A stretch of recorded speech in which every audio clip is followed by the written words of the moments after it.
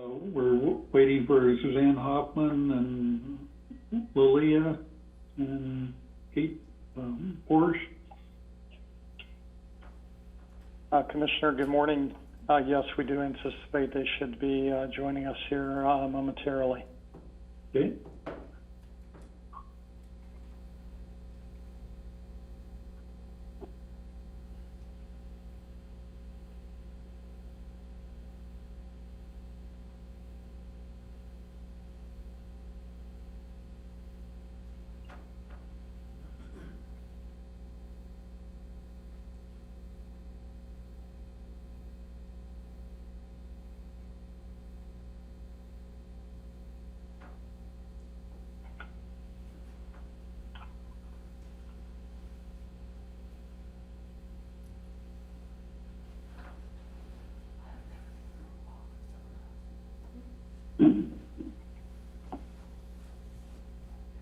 Well, I think we'll go ahead and get started with our December 1st board meeting.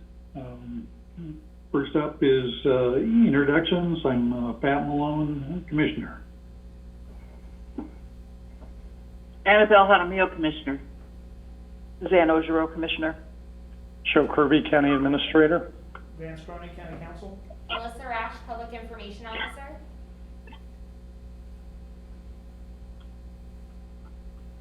Teresa Farley, Board of Commissioners staff. Suzanne Hoffman, Health Department Director.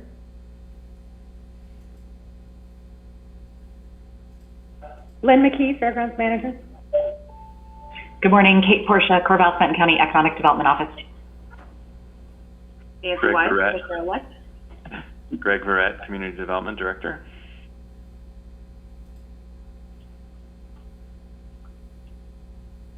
Erica Milo, Board Recorder. Jenny Anderson, Assessment. Lindsay Godwin, Community Development.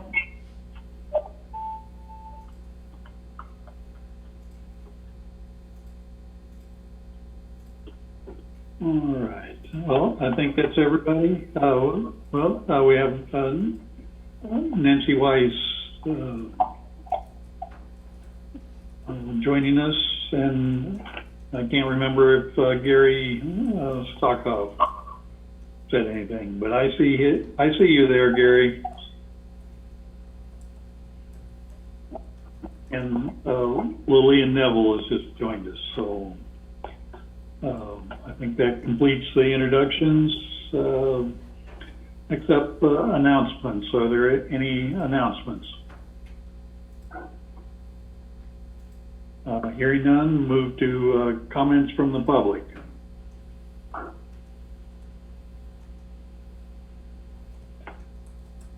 Hearing none, item number 3, review and approve the agenda. Are there any additions or corrections? I think I will make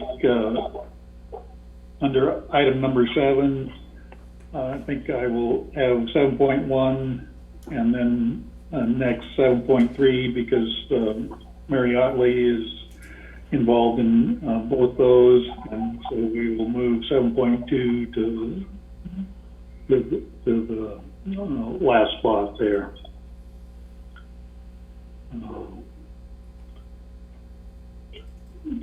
I don't hear any other changes. I would entertain a motion to approve the agenda. So moved. Second. All in favor, say aye. Aye. Aye. Aye. Agenda is approved. Next up, item 4, work session. Update from the EOC, DOC, and I think Brian Lee has indicated that he doesn't have any updates. I don't think Brian is here this morning. Is that correct? So we will. Commissioner Malone, when I spoke to Brian yesterday, he indicated he would have no update for the board this morning. Okay. So I think we'll go to Suzanne Hoffman from the Health Department. And good morning, Suzanne. Good morning. Thank you, Commissioner. Update from the DOC. As of today, December 1st, I've taken over the role of the Department Operations Center Chief as Danielle Brown steps into the role of Executive Advisor, similar to Charlie Fountain. And that's why you don't see her here today, although certainly Danielle or Charlie can join anytime we would like them to. Danielle, a big thank you to Danielle, not only for all of her leadership of the DOC, but also just the stellar job she has done in being available to me and helping me prepare to take over the group and continuing to be a very effective advisor going forward. Some of the reports from the DOC today indicate that schools, due to Benton County being moved into the extreme risk category under the new metrics that are just released, schools have been advised that the recommendation is that they move to distance learning. There are some safe harbor provisions in the state guidance that do allow schools that already had some sort of in-person activity going on to continue with that until the first week of January. So some of them have opted to continue that limited in-person learning that they have, and others may make different choices as time goes by here. We are continuing to work on winter shelter plans for our houseless population and increasing our efforts there each step of the way. Our health navigators are gearing up for testing events that are coming up soon. One in particular at Monroe High School. There will be special invitations to agricultural workers in that area, but the event is open to all, similar to the Lynn County event coming up that is also open to anyone who would like to attend. So continue to work on increasing our testing capacity with the limited resources that we have, and then of course working with our partners and seeking other avenues for testing each and every week. Our communicable disease team continues to be handling a high volume of work and definitely working to capacity every single day, but doing well, responding well, and being very timely even in spite of the volume. We're meeting with our partners at OSU to continually recalibrate, improve processes, improve communication, and see what lessons learned would be applied as we move into the next school term.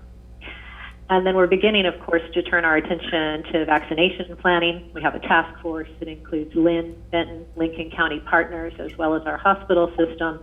And that task force is just getting underway to begin to understand the information that's coming forth and what our plans will look like. The more that we learn, the more we'll be able to plan. And Samaritan, of course, is our key partner in that. That's my update for today, and I'm happy to take questions. Suzanne, the only question that I had did relate to testing, and that is that I'm aware of some people in the community that have been suggested that they be tested routinely weekly because of the fact that they have people in their households that are particularly vulnerable, and that right now it's particularly challenging to do because of the processes for referral that are required for so many providers. So folks have been driving to Eugene or driving other places where there is free testing offered in order to do that. So if we can somehow figure out a way to subsidize one free testing event per week, I think it would be very helpful for some of those people in the community that need that level of frequent testing. Thank you, Commissioner Ojero. I'll take that back to our testing group. I do know that in some areas there's a little more resource available for those kind of free events than others. We're going to continue to do as many as we're able to do, but I do know that we're looking into other options and venues to pursue to get increased testing volume, and especially for the types of situations that you're talking about. So I'll look into that further and be happy to bring back more information. Thank you. Suzanne, you mentioned schools being recommended to do remote only. I assume that's K through 12. And how does OSU fit into that situation? Yeah, that's correct. It is only referring to K through 12. I don't believe there are any additional restrictions on higher education, but I'll follow up on that as well. I know that we're looking to get some final updated information from the Oregon Health Authority today, so we'll see if there's anything different in the way of guidance there. I believe that Oregon State University has recommended that students who went home for the holiday, for example, for Thanksgiving, actually not return to campus if they can manage that until after the first of the year, as one mechanism for handling any kind of transmission that could occur due to unnecessary travel or other exposures. And I do know that we're meeting with OSU later this week to talk about plans forward. So we'll ask if they have any plans to make any changes based on the extreme risk status that Benton County has moved into. Okay. I wanted to thank you too, Suzanne, and all of your health department staff for the role that you played in pulling together very rapidly a turnkey proposal for lodging for unhoused population, and I'm very much looking forward to hearing from Oregon Community Foundation about whether or not we will potentially get a share of those state dollars to continue to permanently lodge some of our unhoused folks.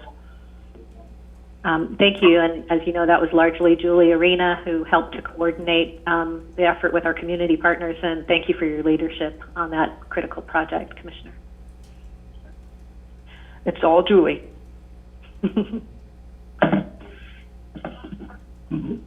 Okay, are there any other questions for the Suzanne and the Health Department? Hearing none, we will move on to Lilia Neville. Good morning, Lilia. Good morning, Commissioners.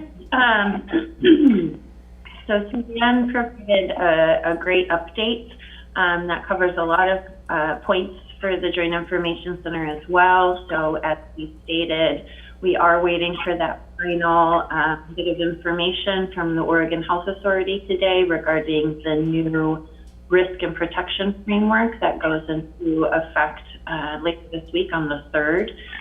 We do have some content that was released late last week that has allowed us to prepare some updates for our webpage. But again, we are waiting for that final bit of information to close that out. Suzanne also mentioned the upcoming testing event in Monroe. The JIC supported a prior similar collaborative testing event that was held in Palming and Corvallis and South Albany High School in Lynn County. So we will be publicizing the event in Monroe. This time around, we're going to be leveraging Spanish language radio ads as well as language radio ads, which is really exciting. We also have a Spanish language video to kind of help promote and highlight what individuals will experience when they come to this drive-through event. So that's really great work that's being led by Rocio Munoz that will be taking place over the next couple of weeks. And then let's see, being that today is December 1, the JIC is transitioning into its next phase of scaling down. In anticipation of that transition, we pulled our most recent metrics to be data informed about our communication strategy. So I'm just going to pull up my screen for you all to see. While I was doing that, I could just ask folks who are speaking to mute their microphone. We're getting some feedback. Thank you. So what you have in front of you is the overall visit to the Benton County COVID-19 dashboard homepage. Let me see if I can make this a little bit bigger for you. Yeah, there we go. So hopefully what you can see a little bit more clearly now is that since the onset of the virus in March in Benton County, we have seen a fairly steady decline in terms of our website visits. This last year is November, and you can see that from October to November, we have had a jump in terms of our website visits. I think that this makes sense in terms of the amount of community concern that we've seen around the higher number of cases and the fact that we are in a surge status. In addition, I wanted to show one other number this morning besides overall visits. So this is the largest number of users per day. And so again, you'll see we've had a fairly steady decline since we reopened back in June. But here in November, for the first time in several months, we jumped back up again. The reason why I wanted to note this largest number of users in a day of 2,000, because when I pulled these numbers this morning, in fact, the largest number of users that visited the website in the month of November was yesterday, November 30th. And so to me, that's anecdotal, evidence that our community is following what's happening at the state level and knowing that this change is coming. In addition to pulling these website metrics, I also briefly reviewed our social metrics. We haven't completed our full pull of all of the analytics that we look at on social. But what I looked at specifically was the case count graphic post that we've been putting out on a daily basis since November. And so we started doing this post as we transitioned to scaling back. So we scaled back the number of videos we were producing and replaced the video with a graphic, basically. And so when I reviewed the analytics for those daily case count graphics, what we can see is that they're getting a solid amount of engagement as if I compare it to other graphic posts. But when we have a high number of cases, like for example, yesterday, I think we had 32 or 33 cases, those particular graphics get a high amount of engagement. So in December, we had initially planned to transition to only providing a case count update to our external community on a weekly basis.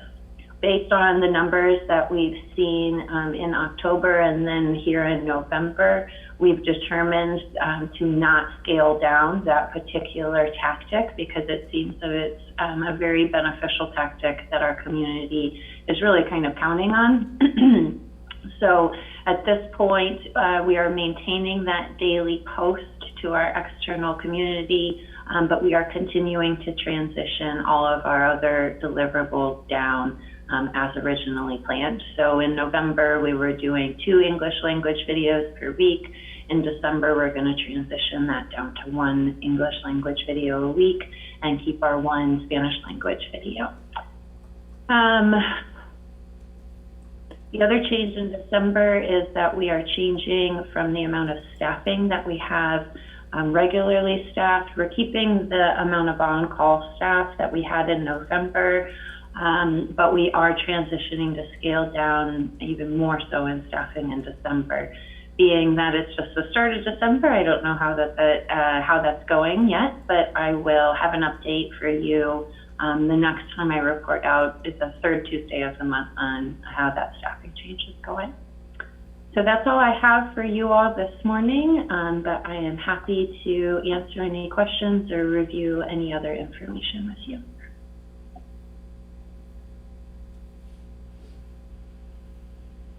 Thank you, Lilia. Yep. All right. Doesn't look like there are any questions for Lilia. Appreciate the update and interested in how the downsizing of staffing levels is working out. But, next up, Kate Borscht. Hey, good morning, Commissioners. Nice to see you. I'll be brief because we have another item to discuss later on the agenda, but just to update you where we're at. I think, as you know, so many rounds, but the Business Oregon round 3, we have closed that out and sent on all the information necessary to Business Oregon. We currently have our second local round of funding. I'm calling this the second Benton County round open now. We've got a couple points to discuss on that later in your agenda. And as well as the governor's money, the $55 million coming forward. As Lilia indicated, though, of course, everyone's waiting on pins and needles with as to what the announcement will be forthcoming in the next couple days as to whether we're going to stay in that extreme category, what that's going to look like. We've had a lot of inquiries from businesses working to understand that matrix that was sent out, the activities that they can and cannot do depending on which level we fall in. Additionally, we are just about to receive the PPE from Business Oregon. As you may recall, this was PPE that is being pushed out to go to businesses. Our team has coordinated that. We'll be receiving it and then getting that out to businesses directly and doing our kind of warm check-in to see how folks are doing and getting them the PPE and making them aware of the funding that we have open at this time. So I'll stop there. Happy to answer any questions on these items, but again, knowing that we get more time together at the end of your agenda.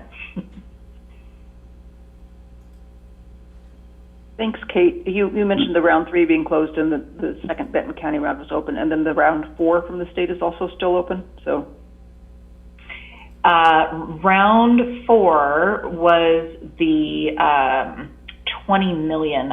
See, isn't this funny? I'm having to check my all my details. I have a spreadsheet on this. Round 4 was the 20 million, and it was set up on a first-come, first-served basis and was expended, at least they have commitments, in 20 minutes. Oh, okay. Yeah, thanks. So they are working on qualifying the folks that applied for that. We worked really hard to spread the word on that. We knew it was going to go quickly. I don't think anyone, even Business Oregon, knew how quickly it would go. The fact that in fact, they allocated 25 million because they figure some folks aren't going to qualify, but to expend or basically commit $25 million in 20 minutes, I think is proof positive of just the real dire need that exists out there. Thank you. Kate, you mentioned you have a secret spreadsheet kind of explaining all the various programs. If you have a abbreviated version, I would appreciate seeing that because it is confusing which round we're talking about, and it helps to say, well, round 3 we're finished with that, and which ones are still open. So I would appreciate that. Indeed, and in fact, what I'll do is I'm going to just stay on the call, but I'll send that out now because then we could refer to it as part of our discussion later in the agenda. So I'll get that out to you guys right now. That'd be great. You bet. Any other questions for Kate? Commissioner Malone, I do have a question, and Kate, this relates to some of the business restrictions, and the matrix that I'm referring to in particular is the one that shows the categories, and it shows that we're in high or the extreme risk category, and then yes. It shows the different types of businesses. Under the restaurant and or dining category, under yes. the extreme risk, it says where takeout is encouraged. But it doesn't state that in dining inside is prohibited or not prohibited. I was confused by that as I was looking at that last night. So can Can you provide any clarification there? We were as well, and we've raised this one up the flagpole to make sure we're understanding it right. Our interpretation, the current interpretation is that while it does not explicitly say indoor dining excluded, we believe that to be the case. And I'm looking at it. It's funny you mentioned that. I literally have had this grid up for the last, since the day it came out. I keep referring to it. As you indicate, if we do fall in the extreme risk as we are now, it says takeout highly recommended, and then it talks about outdoor dining. We interpret it to mean that all that is allowed is takeout or outdoor dining. The only reason we came to that conclusion is because the other categories say explicitly that indoor dining is available, and then they determine and they talk about what sort of capacity you could do indoor dining, and they don't talk about that. Again, I've raised this up the flagpole with our friends at the governor's office to see if we could receive some clarification. I'll let you know if our interpretation turns out not to be correct, but that's what we understand at this point. Thank you. That was the same interpretation I was using, but I wanted to provide or get clarity. So thank you. And any update that you receive on that topic, if you'll forward it, that would be great. Happy to. Okay, any other questions or comments for Kate?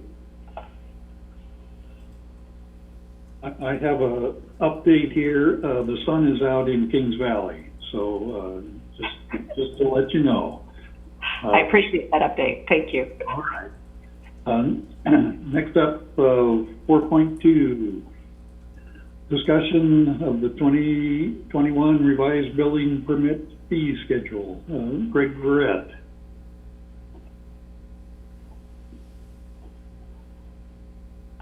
Good morning, Commissioners.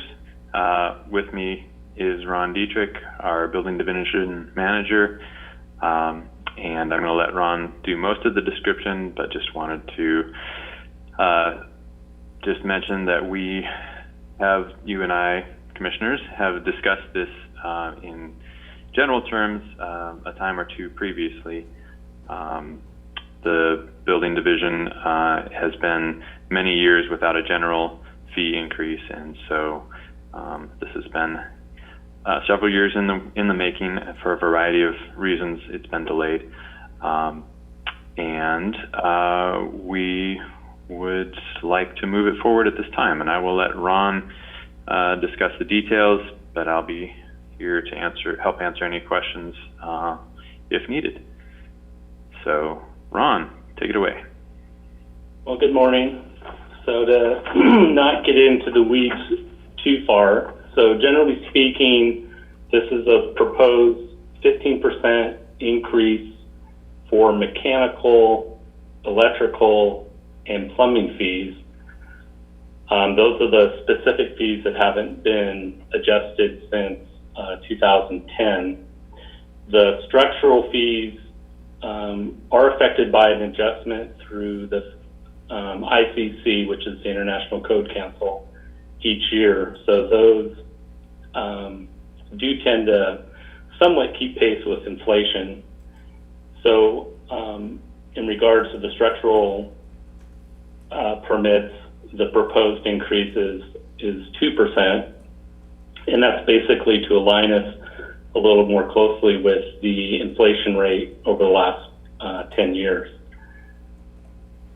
Along with the adjusted fees that I just talked about, there's two new proposed fees. They don't come up very often, and that would be residential and commercial temporary occupancy. The county typically does not get a lot of commercial work, and so the first 10 years that I was here at the county, this really wasn't an issue, but I have noticed in the last 10 years, we've had a number of other buildings, new schools, and they tend to become difficult wrapping up at the end. They want to get occupancy, yet they're not completed, and it's more or less just a trigger to keep them moving toward final completion.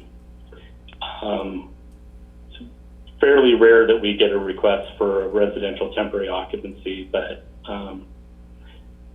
it was something that's been missing in our program for quite a long time.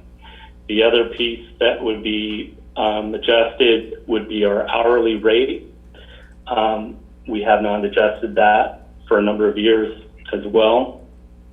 And this is basically keeping up with what we're currently paying out to our third-party inspection services for an hourly rate. So we'll be slightly ahead of what the city of Corvallis currently charges us. They currently charge us at 96 and change per hour, and that typically goes up based upon the COLA for that year. So the new rate will be $100 an hour, but obviously, depending on the inflation rate, Corvallis will pass that up as to what they're charging us. But for a while, we'll be a lot closer than we were when we were at $80 an hour.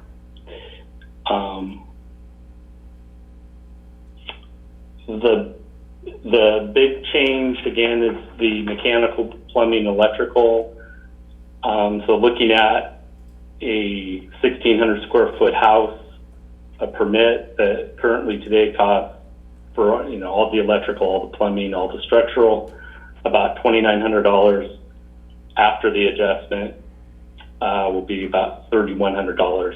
So it's about a 6% increase overall when you average out the changes. So it'd be about anticipated about a 6% increase in the funding for the building division over the year. So I don't know if you have any questions.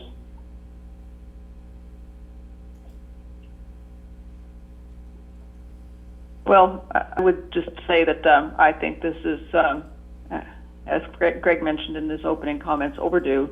And I'm glad to see that we are moving forward. It's tough timing, but I do know that our fees relative to the City of Corvallis fees are comparably quite low. So it's not going to come as too much of a shock to people, I think, that we try to move up a little closer to parity with other jurisdictions. I think that I did notice that in one place there is actually a decrease in fees. The reinspection rate for manufactured dwelling fee has gone down from $80 to $50 per hour. That might have been a mistype because it probably should be $50 per half hour. Oh, okay. It just does not indicate that. It just looks like it's down $30 per hour. I'd be curious to know about that. I do know that folks that live in our manufactured dwellings are some of the most economically vulnerable, and I was looking at those fees to see whether or not we were a little bit more sensitive in those particular fees. But yeah. Well, to put that in a little bit of context, we typically don't charge for reinspection fees. We don't charge that. The fee is there basically for the abusers of calling in repetitive inspections. It's not something in the last 20 years, I think we've probably collected a reinspection fee 3 or 4 times. And that's overall I don't believe we've ever actually taken a reinspection fee on a manufactured home. So, so there are fees that exist. They're there, but in reality, they don't get used very often. Well, thank you for that clarification. I guess my question would be, going forward, is there a plan to raise rates on a more regular, small increase basis? Right. And so as I had said earlier, the structural fees do get adjusted annually already.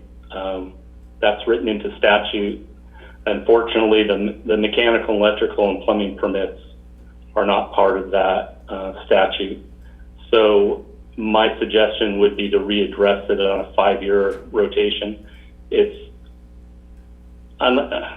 getting a fee increase is sort of a dance with the city of Philomath because we're contracted with them, as well as the state of Oregon. So it is a rather it's a time sink for staff to do a fee increase for building. So doing it on an annual basis, I don't really think that would be necessary, but maybe on a 2 to 5 year rotation probably more realistic for those 3 categories. Okay, no, thank you. More frequent than 10 anyway. That would definitely Yeah. be a good idea. Yeah. Did you have a question, Joe? Okay. That's So- what happened if I see a hand raised. All So the right. timing piece would be to come back to you the first Tuesday of February for a public hearing and a work session for a second reading on the 6th, well, I don't know, the 3rd Tuesday of February, and have the fees go into effect on April 1st, which is also the date that our annual valuation tape go into effect. And this is, sorry, I was just going to say, this is unusual. Most of our fee increases don't require an ordinance, but this one does because it's in coordination with the state of Oregon. And we're also coordinating, as Ron mentioned, with the city of Philomath, and so needing to build in enough time for both governing bodies to go through the public hearings process. And so as time marched on the calendar, we figured, well, let's just put it off till April effective date so that it lines up with the other changes to fees that will happen automatically.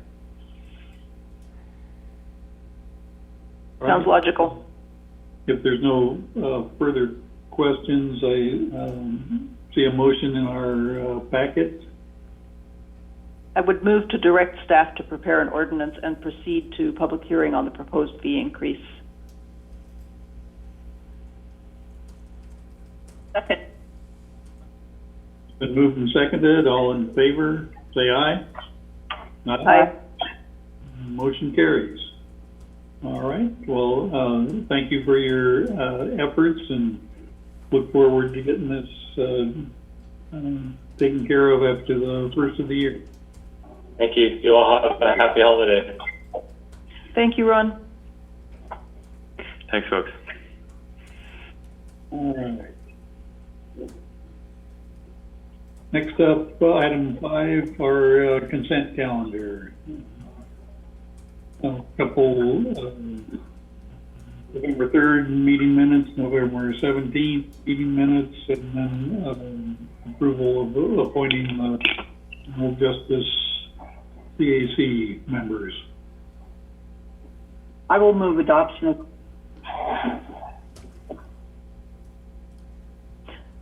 I will second that motion. It's been moved and seconded to approve the consent calendar. All in favor, say aye. Aye. Aye. Right? Consent calendar is approved. Item 6, department requests and reports. 6.1, discussion and decision to adopt the 2021 revised fee schedule for civil division real personal property sales. We have Don Dale from the Sheriff's Office. Yes, I am on the line. This is Dawn Dale. So this morning we wanted to bring about changing our fee schedule for our civil division real and personal property sales. This is something that is based on wages and salary from our patrol staff, and our civil division, Dean Barnes, is salaried. So we're coming to ask to raise the fee for our patrol staff from $59.23 to $64.80. This increase is due to the BCDSA union contract that was signed in February of 2020. This included fees that were increased from, that were effective of July of 2019 of 4%, and then another 4% that will go into effect July of 2021. And then also increasing civil staff time from $42.59 an hour to $44.70 an hour.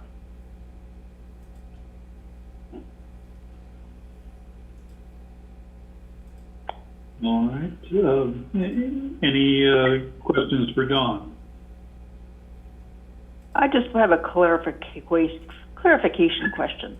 You said this fee was based on salaries, and I guess I would phrase it a little bit differently, that basically this fee is set based on cost recovery according to Oregon state statute, and the primary cost element for us is salary, and therefore we have to keep it in line with our BCDSA hourly cost rates. Is that a fair description? That is. I agree. Okay, thank you.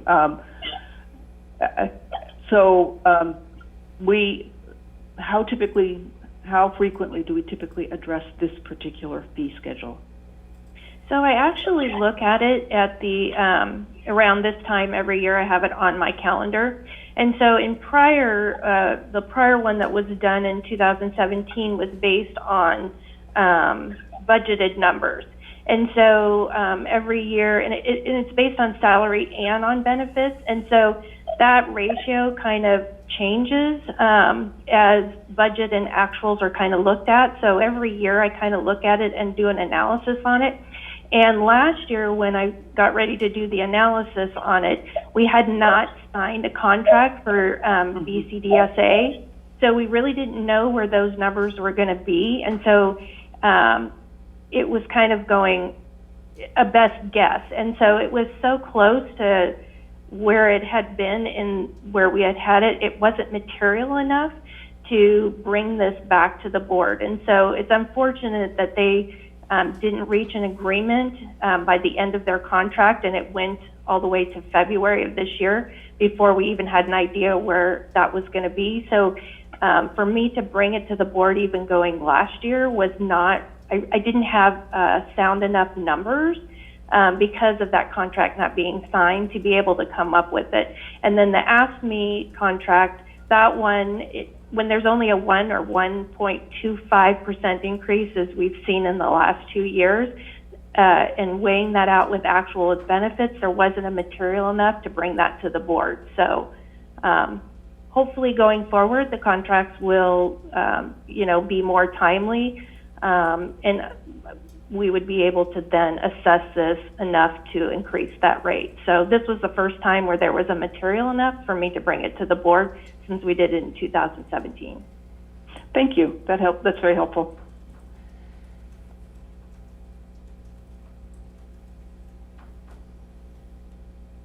All right, any other questions? If not, I would entertain a motion. Okay. Well, I would move to approve the revised fee schedule for the sales of real and personal property conducted by the Benton County Sheriff's Office Civil Division to be effective January 1st, 2021. I will second the motion. It's been moved and seconded. All in favor, say aye. Aye? Aye. Aye.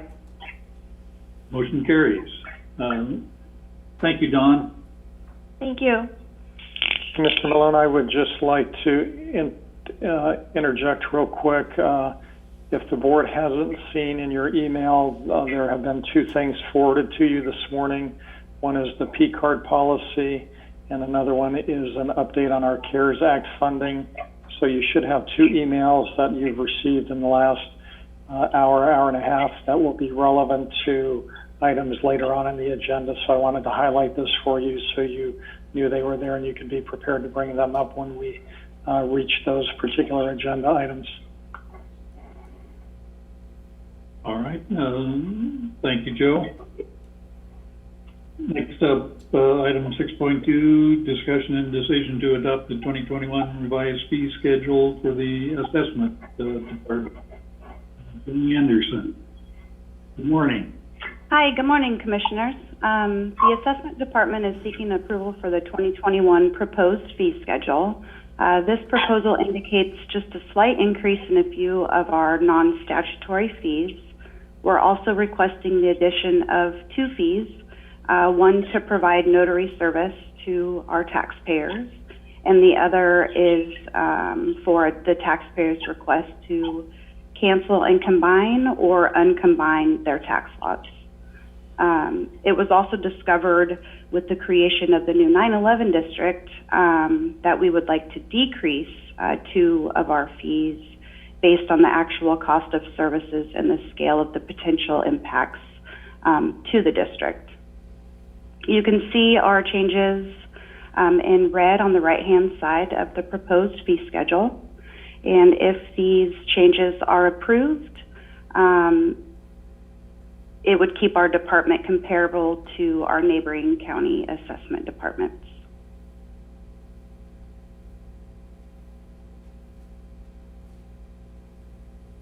All right, are there any questions for Jenny Anderson? I guess the only question I have is that the 911 service district fee schedule adjustment, is that partly due to the fact that we hit compression in some areas, trying to avoid that threshold? No, it's actually, so the district creation, we had over 30,000 tax lots. So 30,000 tax lots times $20 per tax lot is a very, very expensive fee. So in the past, we'd had smaller district creations for road districts, something like that. Never had a new district creation in that large of scale. So we would like to decrease that fee. Mm-hmm. And so the only other districts that we have that have the same geographic span are the library district and the extension district. And so will this affect them as well? No, they have already been created. This would be for new creation of districts. Oh, it's new creation. Okay, so that's setup fee. Okay. Yes, yes. Got it. Okay. All right. If there's no other questions for Jenny, I would entertain a motion. Getting there. Page 67. Yeah, it's just, okay. 67? Yes.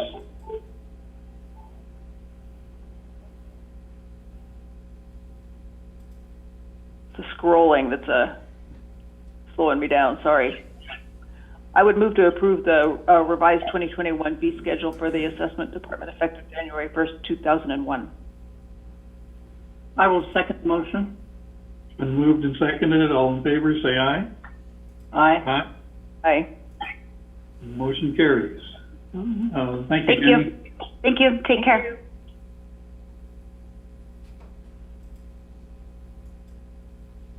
All right, 6.3, discussion and decision to adopt the 2021 revised fee schedule for community development, natural areas and parks, and public works. Is this Lindsay Godwin? Hi, good morning, Commissioners. Community Development and the Planning Division are proposing some new fees, or some fee updates for 2021. Looking for your feedback and approval.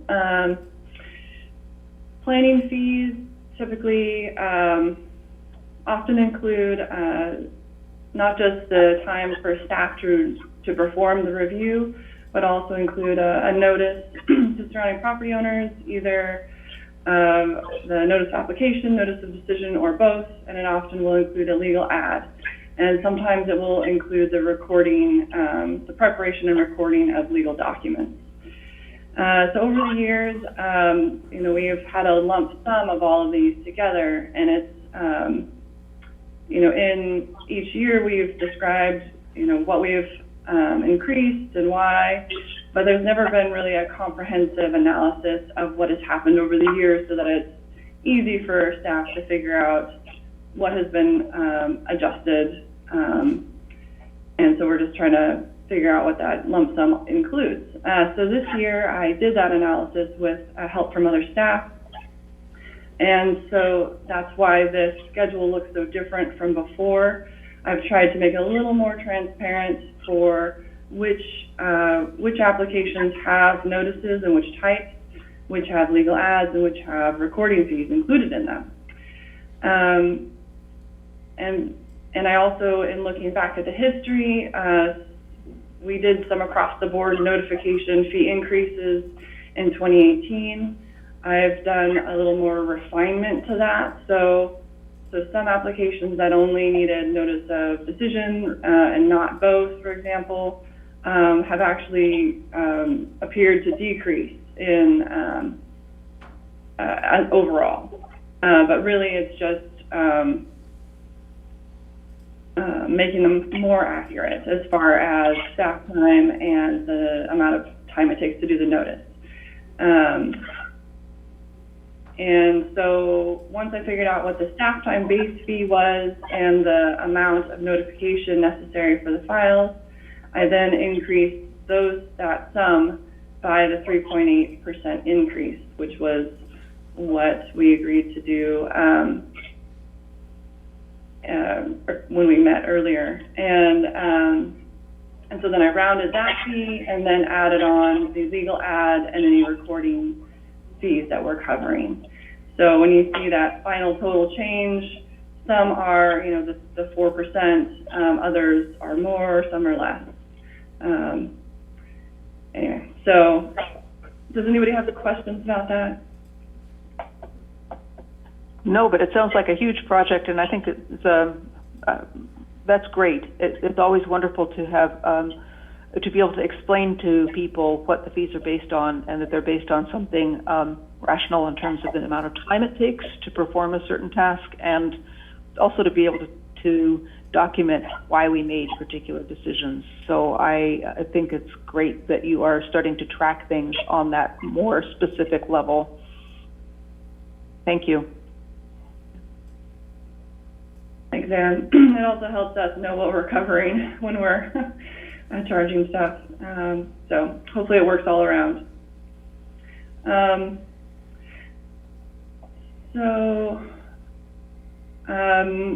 As you see on especially the first page, we did some reassessment of the amount of time it takes, especially our planning technician, to review different types of permits. Due to COVID, we've also shifted around what staff is responsible for which permits. So some, like the demolition permits and agricultural exempt permits, had more building permit technician involvement, and that's no longer the case. So we've reassessed it based on planning staff time. We're also working with environmental health on our septic review fees. We're actually meeting today to fully work that out because we do zoning compliance reviews of all septic permits right now. We're only charging for some of those. And so I'm proposing a full septic zoning compliance review and then a partial, just as we negotiate with environmental health to see what is most appropriate, because we don't want to increase their fees to the point where it discourages folks to apply for those. And so I just trying to work that out. And so I wanted to propose two options now for your eyes, both just so we have options. And I think the only major increase was for our dwelling, exclusive farm use, non-farm dwelling, west of the Coast Range, that's on page 2. We don't get those very often. I think we've got 1 in 10 years or something. And so we discovered that it actually needed a planning commission hearing. And so we have increased that fee to match what a conditional use review before the planning commission fee is. It's $78 more expensive than that other fee because there's a covenant that's required by state statute for each one. So just a slight difference there.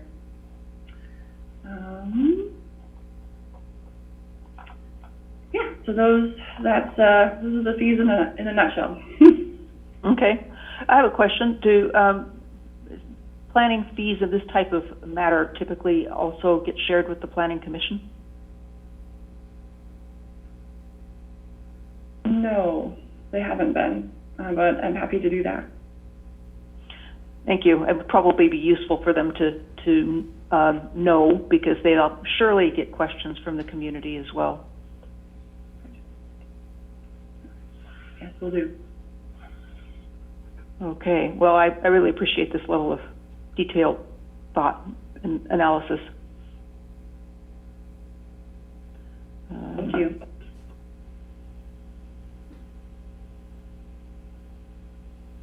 I would be happy to make a motion if we're ready, Chair. I think we're taking these as a package. A package. Okay. So, if there's no further questions for Lindsay, we'll call this the Avery package, and move on to Lori Starhaw. Good morning, Commissioners. This year for Natural Areas and Parks, we are proposing no increases in our fees except for the Alsea Guard Station, and doing analysis with other jurisdictions, both cities and counties in the region. Due to COVID, many of them have opted not to increase fees. We have kind of followed suit. In 2020, we did increase all of our fees. We also added seasonal adjustments. The reason I am proposing that the Alsea Guard Station receive an increase is back in 2017. We did do a large decrease because we were not receiving the rental revenue we had anticipated. Since that time, we have seen an uptick in, especially during COVID, for rental of that facility. So we are proposing a $5 increase from $85 a night to $90 a night at that facility. But the rest of the facilities, our shelters, campground, and event center at Bizzell, be held to the 2020 fee structure. This did go before the Park Board. They approved our proposal, and I'm looking today for the board to approve our new fee structure going into 2021. Thank you. I'm glad to hear that the Alsea Guard Station is getting more use now. I remember hearing that back in 2017 we wanted to keep the rate low just so we could build up a base of users. And we have, and I've been pleased. And I should share that even though the Salmonberry Campground was closed for almost 2.5 months, less than we would typically hold the campground open, our revenue streams, granted 2019 was a record-breaking year for revenue, but it was consistent with what our revenue in 17 and 18. So a lot of people were out camping. Well, and Lori, I remember discussions in the past about doing comparisons to other facilities and making sure that we're comparable, that we're not way under or what's going on around us. That I think that's a good exercise to continue just to make sure we're in the ballpark. And that has been a standard for the department, even my predecessor, Jeff Powers. We would evaluate what other agencies were doing and try and be on par with them. And I think COVID excluding camping, COVID has taken a big hit on our shelters and primarily Bazell. But I will tell you that we have a waiting list for Bazell for next summer. We'll keep our fingers crossed that we'll have a vaccine and we'll be able to move forward with that location. That we use that revenue.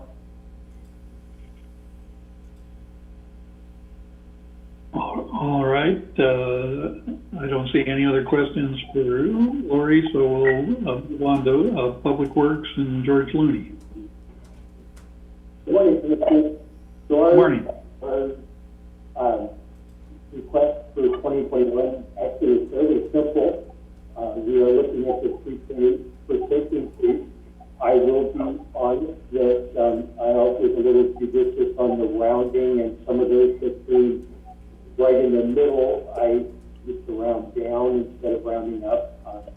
Even one of our staff would come and say, hey, wait a minute, this is supposed to be $5 higher than it was. Well, with where we are, it just seemed to make sense to round down for a penny. So if you look at it exactly, they will not be all exactly to 20%. The only additional fee that we are looking to implement is a notice-free permit fee, and that would be $5. And that would allow us to begin to recover the cost of fines that we've been putting out, that we've not been incurring any revenue for, and so that's just an expense that we would like to recover. Kind of to remind you, Commissioner Malone's comment, we did try to evaluate public works fees across other counties. I believe it was about 3 years ago, and what we found is that it's like trying to compare oranges to baseball bats or something. While we do the same type of work from county to county, depending on the nature of the county, the way the fees are structured is very, very different depending on the demographics and the geography of the county. So it became a very difficult task. Those that we were able to kind of match up, we were right in the ballpark with everybody, but it was not as nice of match as I really would have liked to see. But we did try to do that, and I think it probably would be appropriate to try and do that within the next year. To reach out to some of the other schools and see what we look.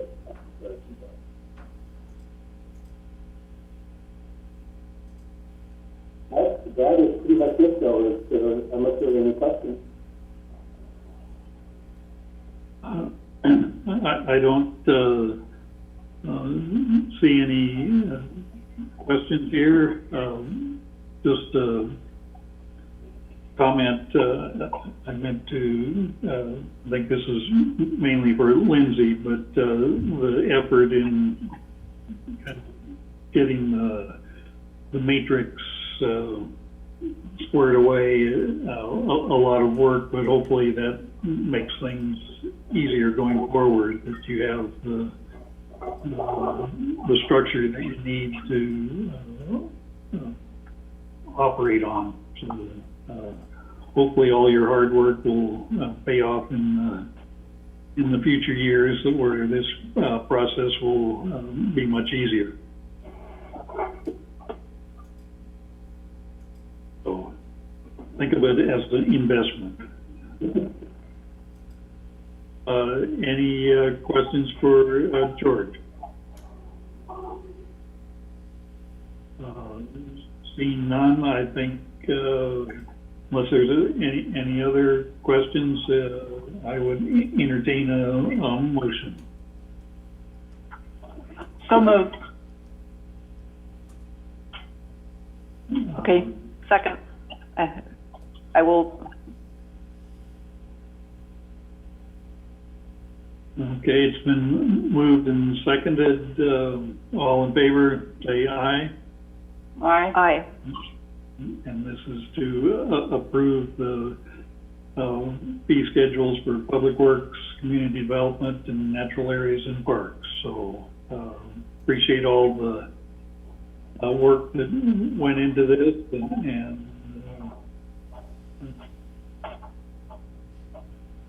yes, we'll move on here to new business.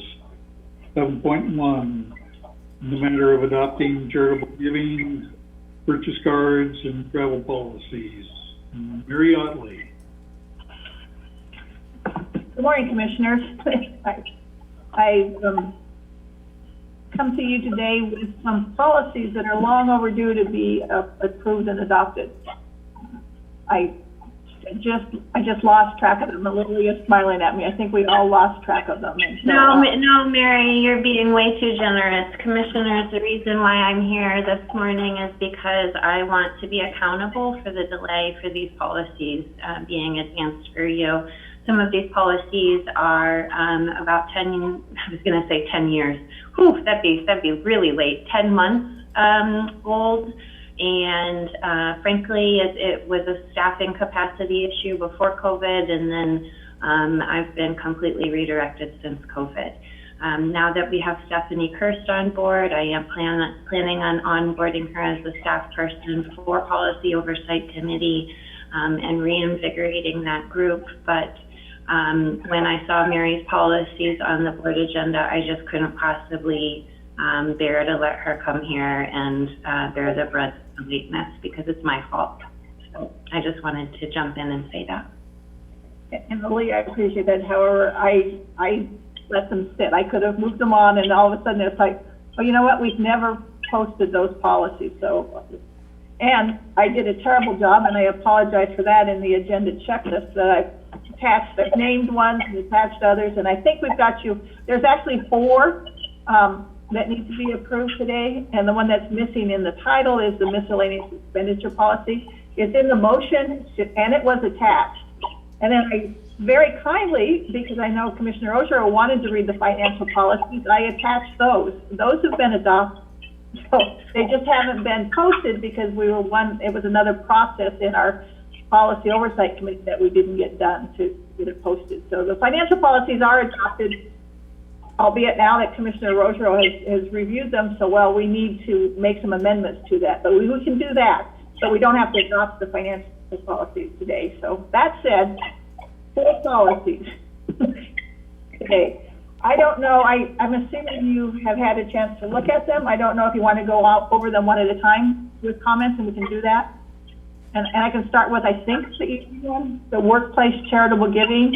This is the one we were directed to come up with a policy for agencies that would like to have payroll deductions processed through our payroll process. And so that's what this policy is about. And I can tell you today, we have no agencies that have asked to have payroll deductions since this policy. I think they're all very, very busy dealing with other needs right now. And if it should come back to us, we do have this policy in place. But we don't have any agencies that we can actually say have asked. We shared it with United Way in class 12, but they didn't come back and complete the process. So, are there any comments or questions about the workplace charitable giving? Okay. How about we do travel policy?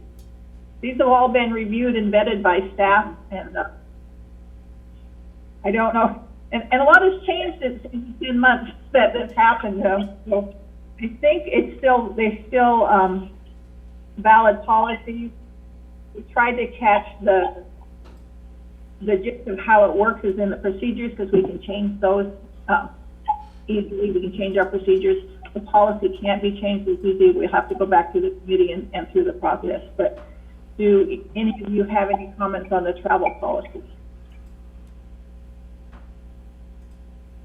No, I feel like we discussed them pretty thoroughly when they were brought to us previously. All right. The purchase card policy, it's a very short policy with a lot of procedures that have already changed. One of them being that we've gone to virtually a paperless process. A month ago, we were asking everyone to forward all your paper receipts. We're saying, no, you've got it scanned in. We don't need the paper receipt. So we have changed some of our processes. But other than that, I think it is how we're working it. You know, we started following these policies as they were written. We just didn't get them out and get them posted. So, anything on purchase card policy?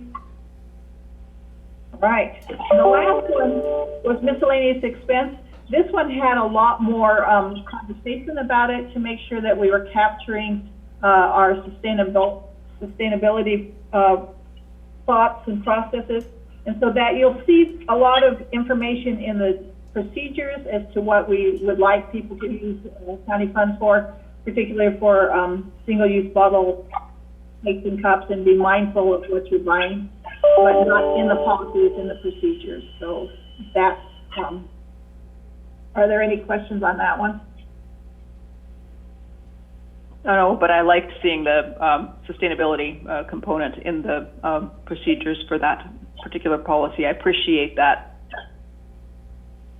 Okay, those are the 4 procedures and policies that I would like to have you adopt today.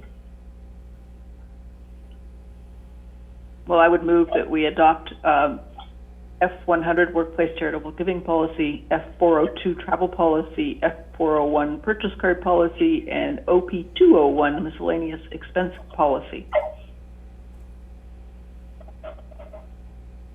Do I hear a second? Second. All in favor of the motion, say aye. Aye. Aye. Motion carries. Thank you. We'll get these posted and financial policies posted on the beat. Okay, and as we mentioned at the beginning of the meeting, we will skip to 7.3, discussion and decision to approve the proposed program guidelines for the Benton County Business Relief Funds with money is provided by the state of Oregon. So that Kate, Portia, and may weigh in on this also.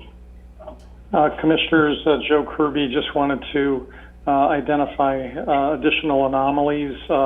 I think our agenda this morning is full of anomalies. In this particular case, we were originally coming to you to adopt the program guidelines for the money coming from the governor's $55 million. So that's really the topic that's on your agenda for today, and Kate will be addressing that momentarily. There are 2 other components to this as well in terms of this agenda item.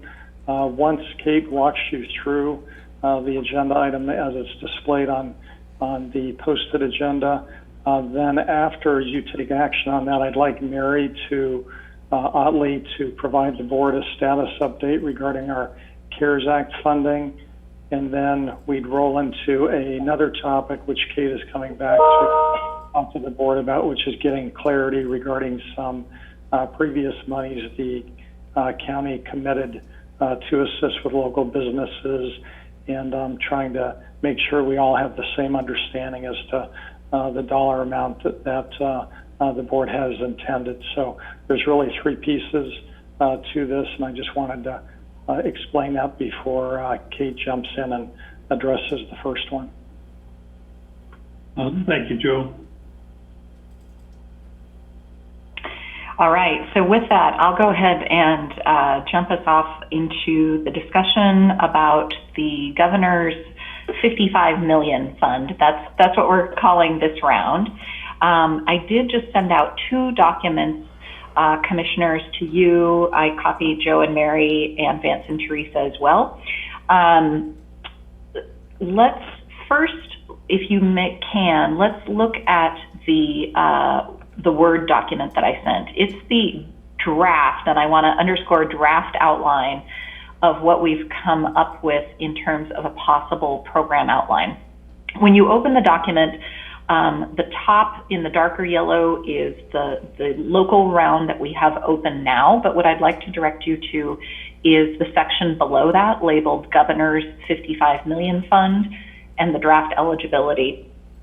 So on here, I want to highlight a couple things. I think, as you guys know, the funds coming down from the governor's office have been different than what we've experienced through the Business Oregon funds, because they left it up to local control in terms of how exactly we would structure this.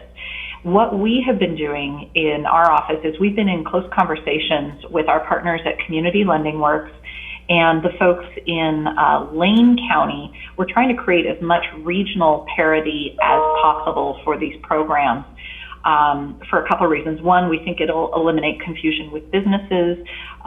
Two, we think it will create an easier path for implementation for our friends at Community Lending Works as well. So I want to just go through with you this, again, draft eligibility, and you'll notice I've got a few things highlighted. Those are items that may be up for discussion for you all that you may want to give feedback and guidance on. And what I'm hoping today is that I could take your feedback, we use it as basically a final draft, and then this afternoon I have a meeting scheduled with Community Lending Works and Lane County where we're going to check in and make sure that they are comfortable in moving forward with the programs the way that we've outlined. So I kind of want to call this, that's why I still want to call it a final draft, to have the opportunity to check in with them on those items. So let's move through this real quickly. So many of these things you're going to see have been the same as what we have used before in terms of guidelines. Of course, this money is meant for businesses who've been impacted by COVID-19 restrictions. One of the questions that we can discuss a little bit later, but is how large of businesses we want to be helping. In the past, we've hit businesses with 25 or fewer full-time equivalent employees at the end of 2019. We may want to open that up and take it up to businesses of 30 or 40 if you'd like to hit some of the larger businesses. They have not been eligible for some of these smaller rounds in the past, so this may be an opportunity to help affect some change with them. Businesses must be located in Benton County. Now, there's a little caveat here on this one. In the past, we have excluded businesses within the city limits of Albany because with the Business Oregon rounds of money, Albany had its own allocation and was serving those customers.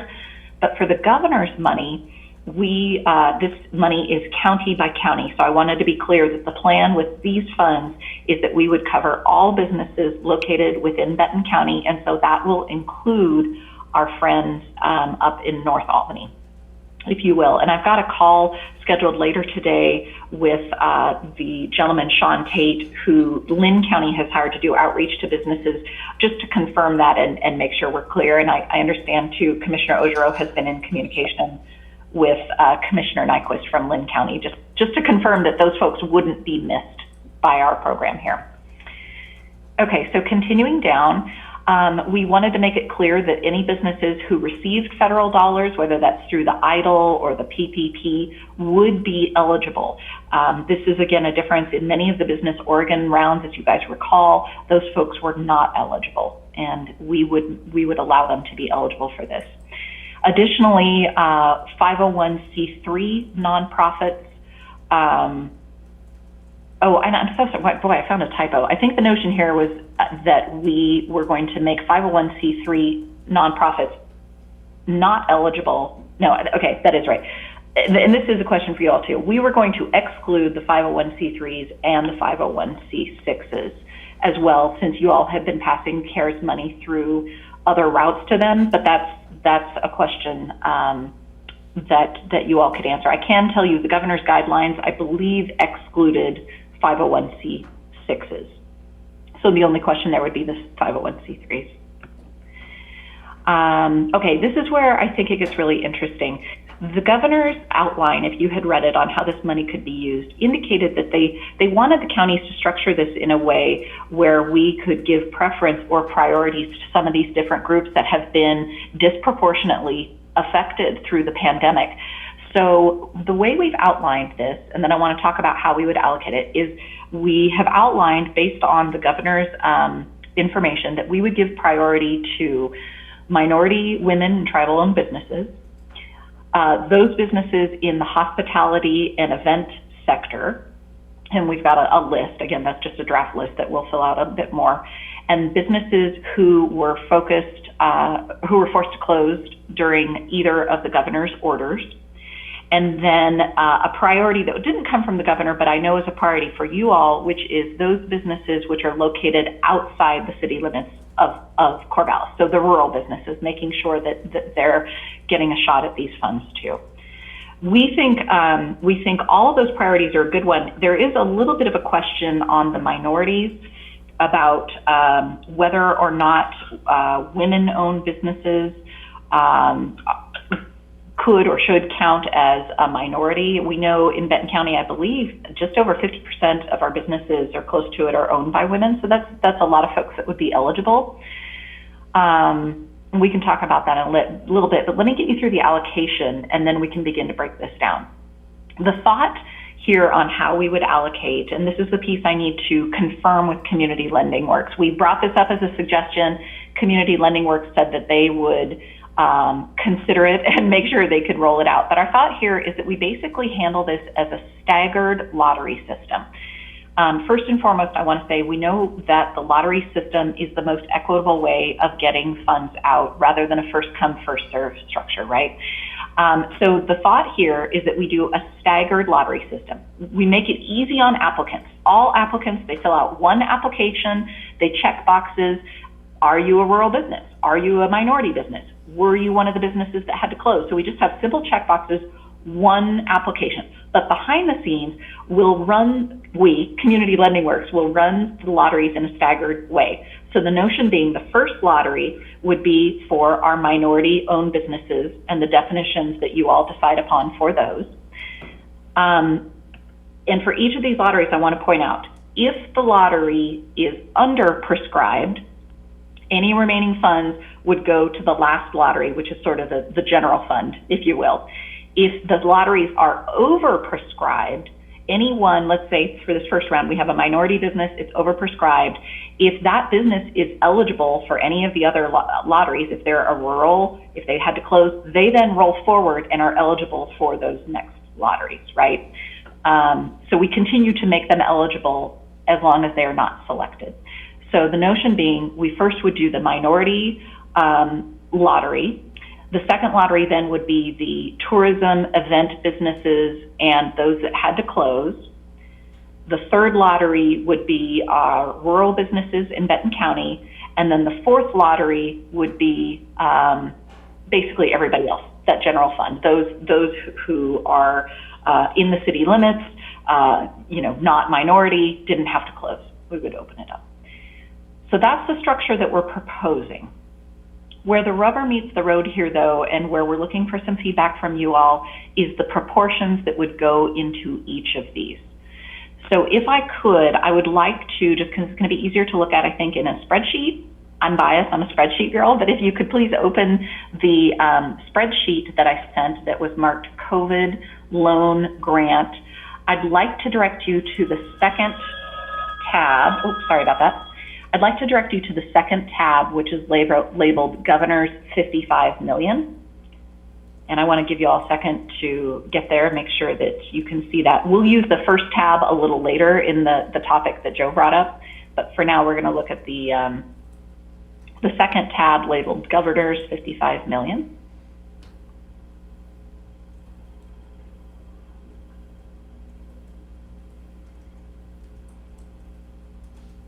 All right, everybody there?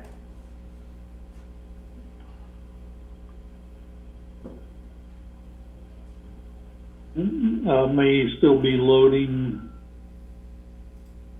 Okay, and I'll start to talk it through as you open it. So what I want to point out is in the past, up at the top, you're going to see a grid in white with number of employees, and I've labeled it as Benton County funds previous. This is how we had structured these previously in terms of the dollar amounts and what we did.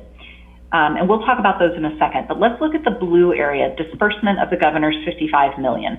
I had plugged in some potential proportions for how these could go. I based this somewhat off of what the folks in Lane County are doing. Interesting, their commissioners have met, they've only done a draft, but they also had an interest in focusing on minority, just as we are here. They have an interest in the closures. They're rural, they're going to split into two pieces. They wanted to make sure to allocate some funds just for the Mackenzie Bridge area, businesses that were affected, and then they're going to do a broader rural. So what I'm proposing for Benton County is that lottery number 1 for minority-owned businesses would be 25% of our available funds. Lottery number 2 would be for the tourism, event, and closed businesses, and I plugged that in at 40%, so that's about $500,000. Lottery number 3, 23, and I know you guys want to talk about this. I'd started with it higher up at 30 to match the proportionality that we've typically done. But what that did is when that number was so high, it really made such a very minor amount then for that 4th lottery, which would be opened for anyone. So if I could, I'd like to pause here and talk about the proportionality and this proposed sort of staggered lottery, and see if you guys like the idea of the staggered lottery and have some discussion about the proportions, because I think that's one of the bigger items that I want to make sure you guys are comfortable with, or if you have other suggestions. I like the proportionality. I think that that's a pretty good starting point. And again, the fact that if we underspend or overspend, the ability to move people or money into the next lottery gives us some ability to adapt.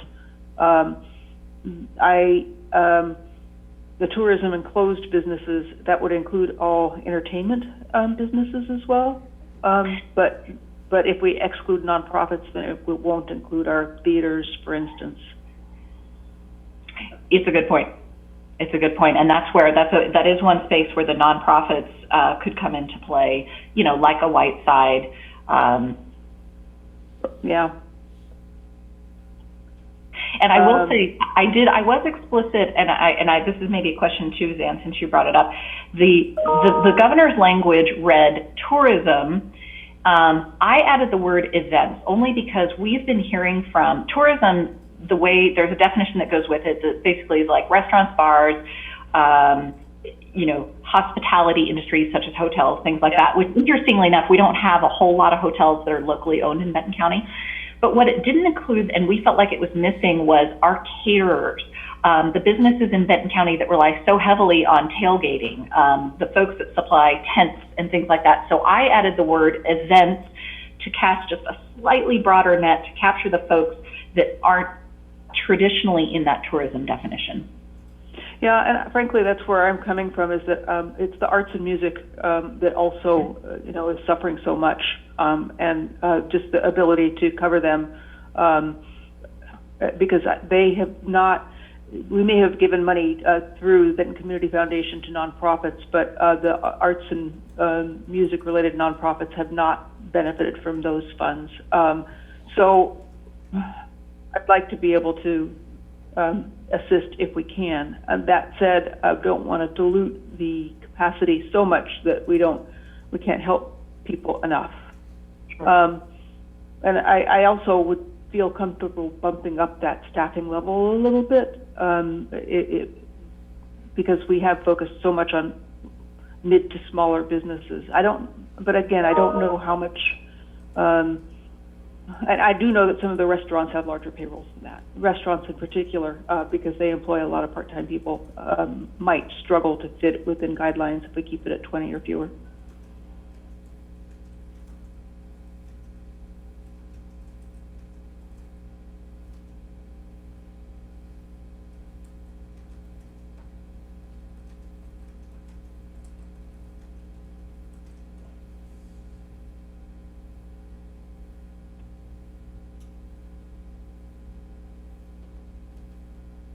Well, I guess my comment would be I'm glad we had some practice earlier in designing our approach for helping or small businesses, I would be inclined to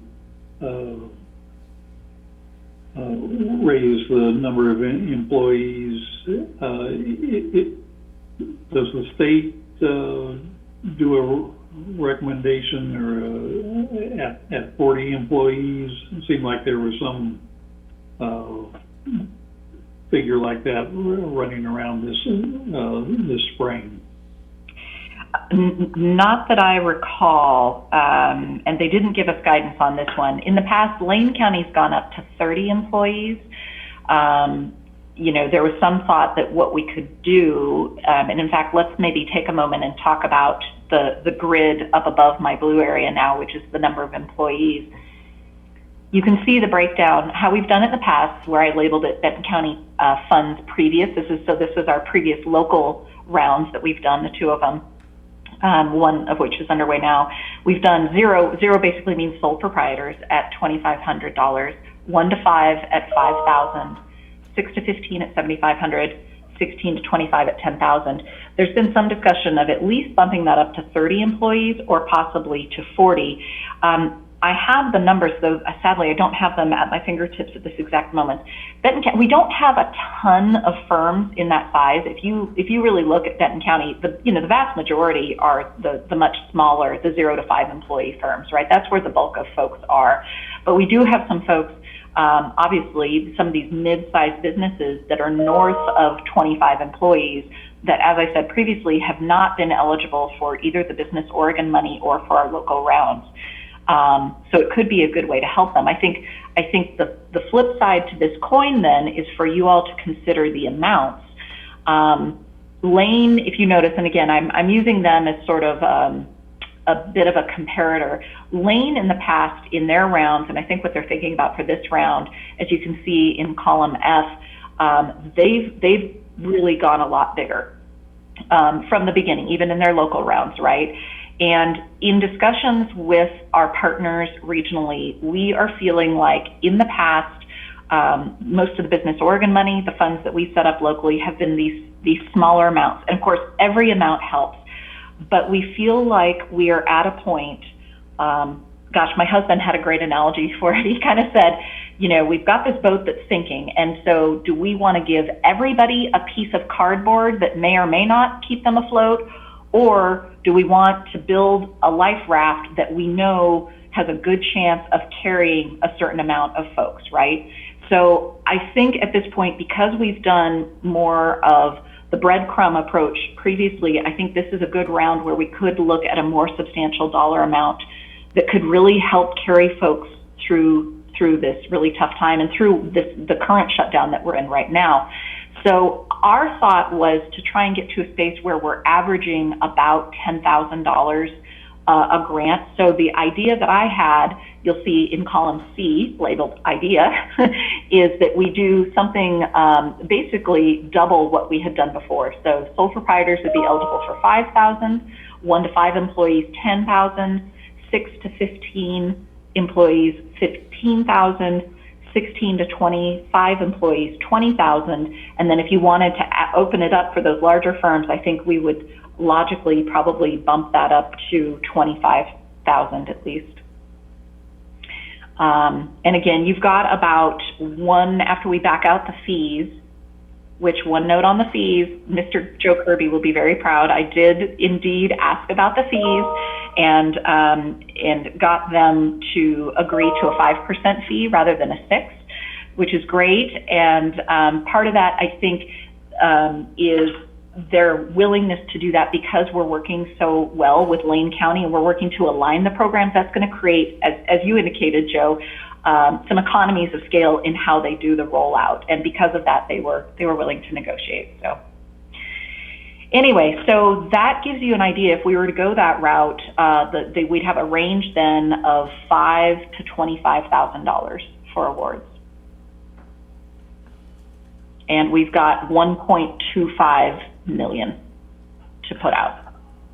I really like the idea of the larger awards. One of the things that's concerned me is the fact that there have been so many rounds and the dollar amounts have been so small that a lot of our smallest businesses, I think, don't really have the capacity to keep applying and applying and applying for, that finger in the dike level of money.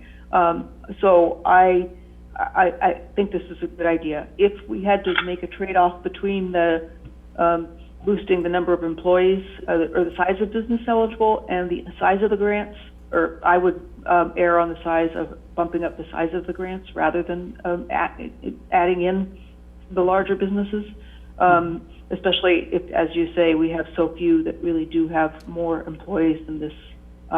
So that's my bias. If, in talking with Community Lending Works, they have indicated in the past, in our past rounds, it almost worked out. Our average in our past rounds, so if you look at column B, we were between 2,500 and 10,000. We were averaging just under $7,000 in terms of what went out. So if we extrapolate that average and use this, we would be probably in that $11,000 to $12,000 range average with the current structure. It'd go a little bit north of that if we add in the larger companies. What this becomes then really is just a function of how many businesses then you're going to be able to help. If our average is $10,000 an allotment, that would mean we could help 125 businesses, but in a fairly substantial manner. Again, I suspect with the way these lotteries will work, the way that we're going to roll them, in this staggered manner, that we will get a fair amount of the 0 to 5 employees, because we're really, we've cultivated this great list of our minority-owned businesses. We'd be reaching out to them. Folks that had to close, that'll open it up a little wider. But then when we go back to rural, a lot of the rural folks are smaller businesses.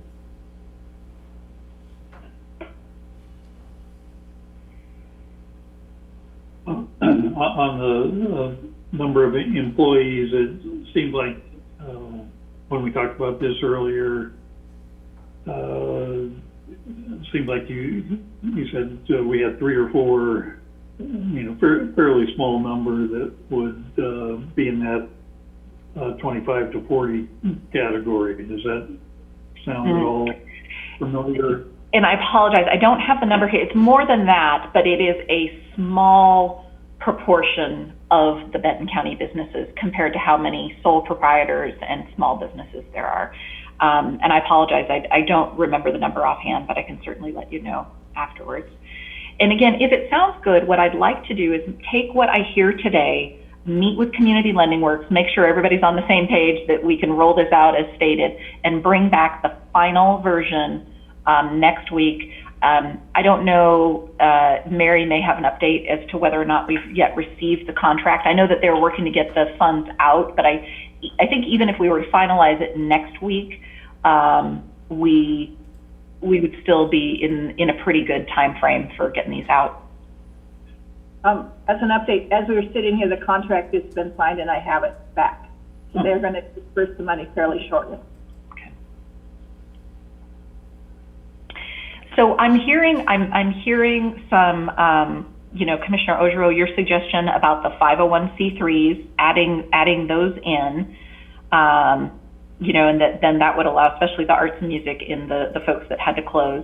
Other questions I think maybe that I was looking for feedback on is comfort with the event, including event businesses and tourism, but it seemed like I saw a nodding of heads on that.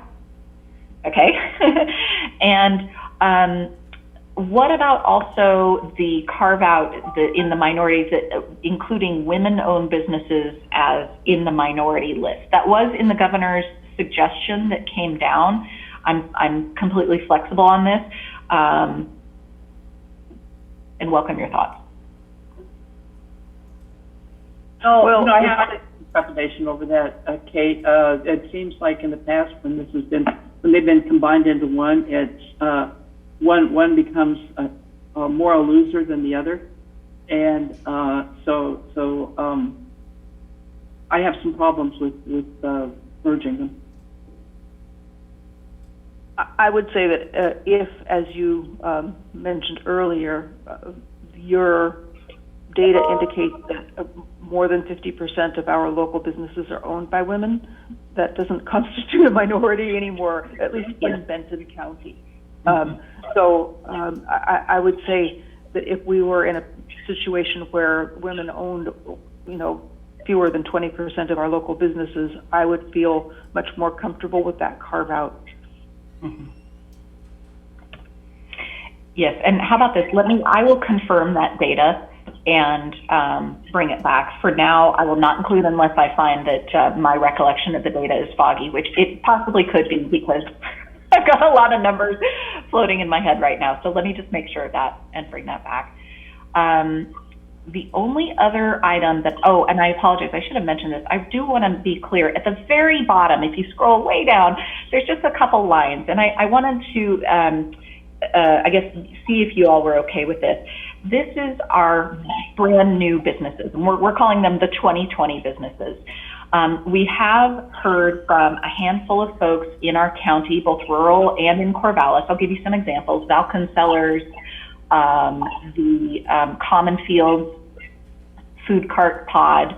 These are folks who had their business plans underway. Some folks had bought property in 2019, but they didn't start their business until 2020. What that has meant for them is, even though they themselves have been impacted, some of whom had to close as part of the closure, they've been ineligible for all of the Business Oregon, all of the local money, because all of those programs required a 2019 profit and loss to compare, which of course they didn't have because they're a brand new business. Senator Gelser and I had a phone conversation about this. She's heard from a couple of constituents as well. Our thought here, I think the easiest solution is that we do just a small carve out of $50,000 as a set aside for these 2020 businesses and clear a path for them to be able to apply. We don't think there's a ton of them who would meet these guidelines of either having been closed or being tourism, rural, but we'd like to do a carve out for them if you are comfortable with that. I think that's a good idea. I understand the metrics of, well, show us your track record and that you can prove that you were impacted, but there's no more vulnerable business than one that's barely gotten off the ground and then told to scale back or close. So if you can figure out how to handle those businesses, I think that I'm all in favor of that, and have a modest amount set aside, and I think that's a great idea. Wonderful. Okay, and we'll work on finalizing that and bring back that item as well. So I looked through my highlighted items. I believe that was all the sort of question points that we have. I did want to point out again, we're working to create regional parity with Lane County. I think that's going to work really well. Though you probably saw Lynn County is going a different direction. They are going to have their focus be on the very small businesses. There was an article in the newspaper a while ago. I'm not clear if they're doing carve-outs for the tourism or minority businesses. The way the newspaper article read, it seemed that it was just really going to be a focus on the small businesses. Again, I'll have a better understanding of that after today's phone call with Sean Tate. How about Lincoln County? Have you checked in with them at all? I haven't. The Community Lending Works is in conversation with them because they've been serving them like Lane and Benton in the past. And so I suspect they're looking towards something the same, but I'll ask that question on this afternoon's call. Thank you. Well, Kate, one thing you mentioned earlier is the relatively simple application form, and I, as a small business person, I really appreciate that. It can be kind of overwhelming, the paperwork, and is this worth doing, and so I applaud that effort, and I appreciate the speed that this is going at. The CARES Act funding was passed in March on the federal level. That's a long time ago, and to be able to get some money out the door this month is a real worthy effort. So, thank you.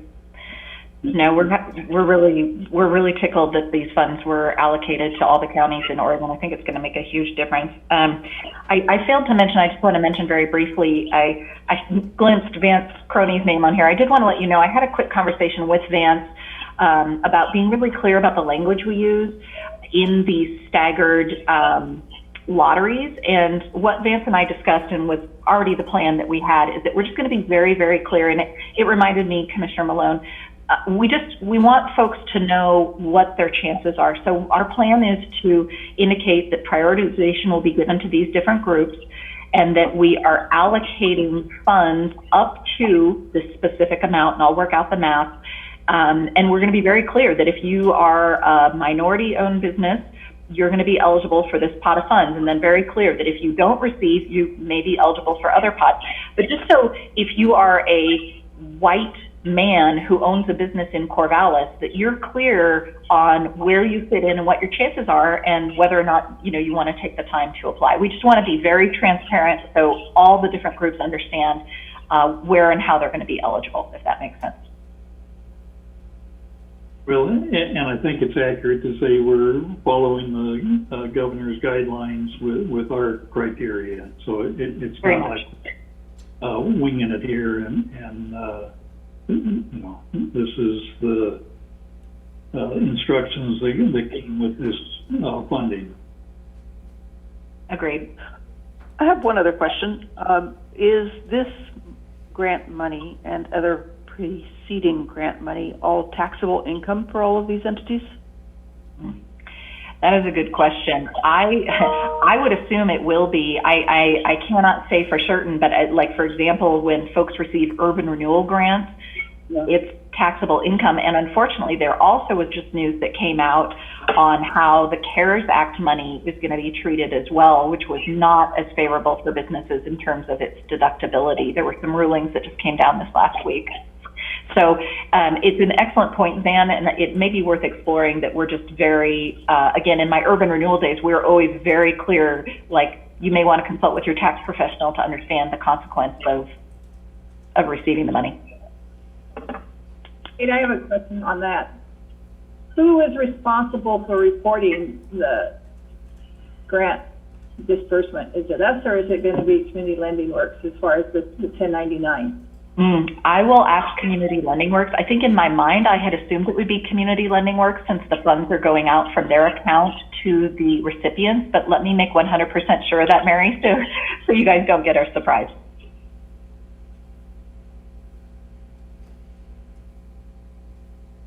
Yeah, I'll definitely check on that. And thank you for the time to walk through this. I know this took a while, but I wanted to make sure you know, that you guys were, understood the intricacies and had the opportunity to guide us on how we want to set this up to help our businesses. So thank you for your time. I appreciate it. Well, like I said earlier, I think we've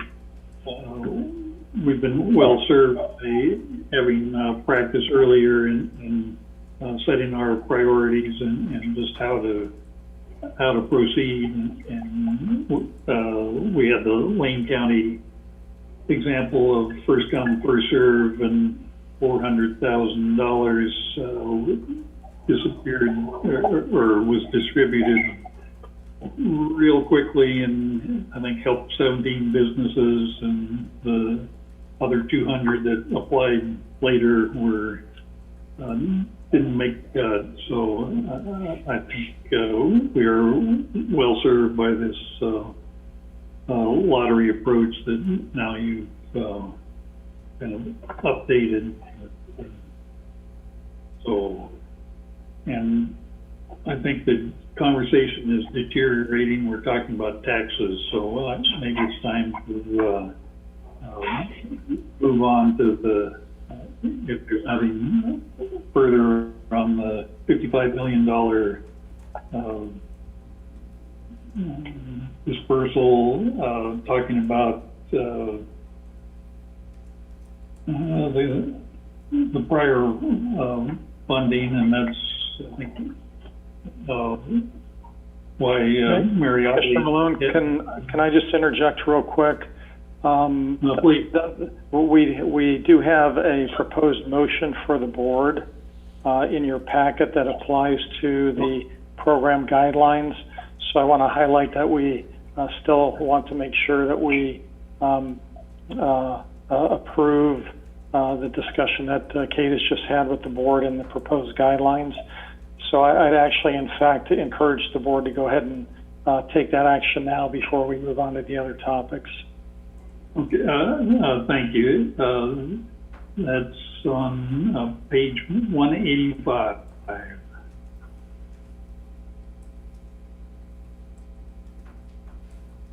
185, okay. Benton, almost there. I move to approve the proposed program guidelines for the Benton County Business Relief Fund with monies provided by the state of Oregon as discussed in Kate Porsche's documents. I will second the motion. It's been moved and seconded. All in favor say aye. Aye. Aye. Aye. Motion carries, and thank you, Kate, for your considerable efforts on this, and we look forward to the final version of what we've been talking about here.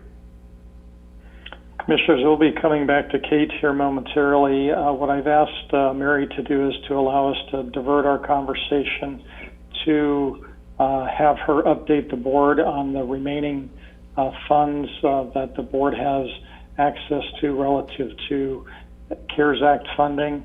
And so we want to review with you what our current situation is or status is with expending of those CARES Act funds. And then we'll come back to Kate once the board has that clarity, because it may have some relevancy on Kate's topic as well. So Mary, why don't you jump in, and for the board's benefit as well, we do have this agenda, we have the same item on the agenda for our goal setting next week. We're trying to update these figures weekly, and we are getting closer and closer to needing to make sure we've committed all of the dollars. Hence, we'll be coming back next Tuesday and talking with you further with another update. We wanted to give you an update as to where we're at today. So Mary, why don't you jump in? All right, Commissioner, I think you got a spreadsheet from me half an hour ago. The available funds of our CARES funds, after we receive the funding for October, is $1.1 million that will draw down in November and December. And we still have November and December expenditures to be able to be reimbursed for. And it looks, if you look at the estimated costs after the known costs, at the bottom line, there's $57,000 left over, possibly. There's a lot of estimates in here on the costs haven't been, I know the computers, they haven't been paid yet, or they hadn't been paid for in October. So there's just some numbers. I'm fully confident that those estimates are based on what we've been doing, that we'll incur those costs here in the next month. So there is a little bit of money left. So that's a kind of reminder. It kind of leads into Kate's questions that are coming forward as well. I also have a meeting scheduled with Sandy Smith and Danielle Summers of the Health Department to coordinate with them to make sure that we are accounting for the time, all the employees' time, because they're all reporting it for COVID, and we want to make sure that one, we get reimbursed all the time, but that we're not double asking for the money. We've done some catch up with it, but I just want going forward, I want to make sure that if an auditor comes in, that we actually have only accounted for the one.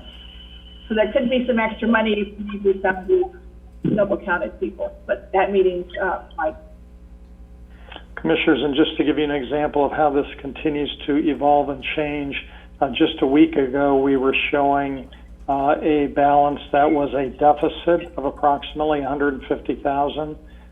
So we were, it appeared that we were over allocating the monies, and as you can see, based on the update that was just done, now that deficit no longer exists. And as Mary indicated, we do have some money that appears to be left unallocated. So just know that this will likely change again from next week, but hopefully the range of those swings from one week to the other are narrowing and getting smaller.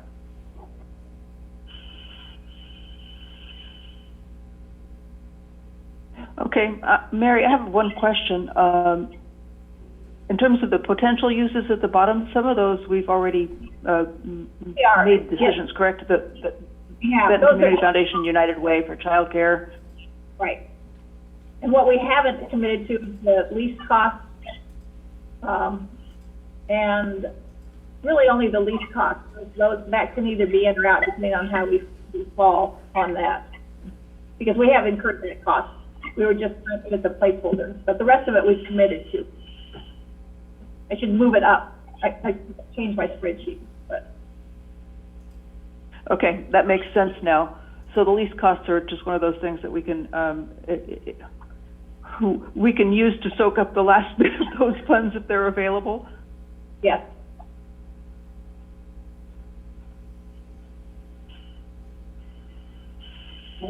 And Mary, I guess my question is, as we fine tune this,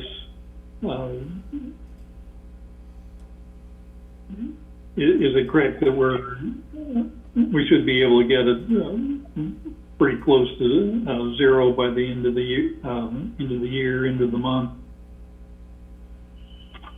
Yes, that's the intent, to have this all, that we don't leave any of the funds unreimbursed. By December 30. Yeah. By December. So, but even with all of these items, there's still potentially up to $57,000 left. Yes.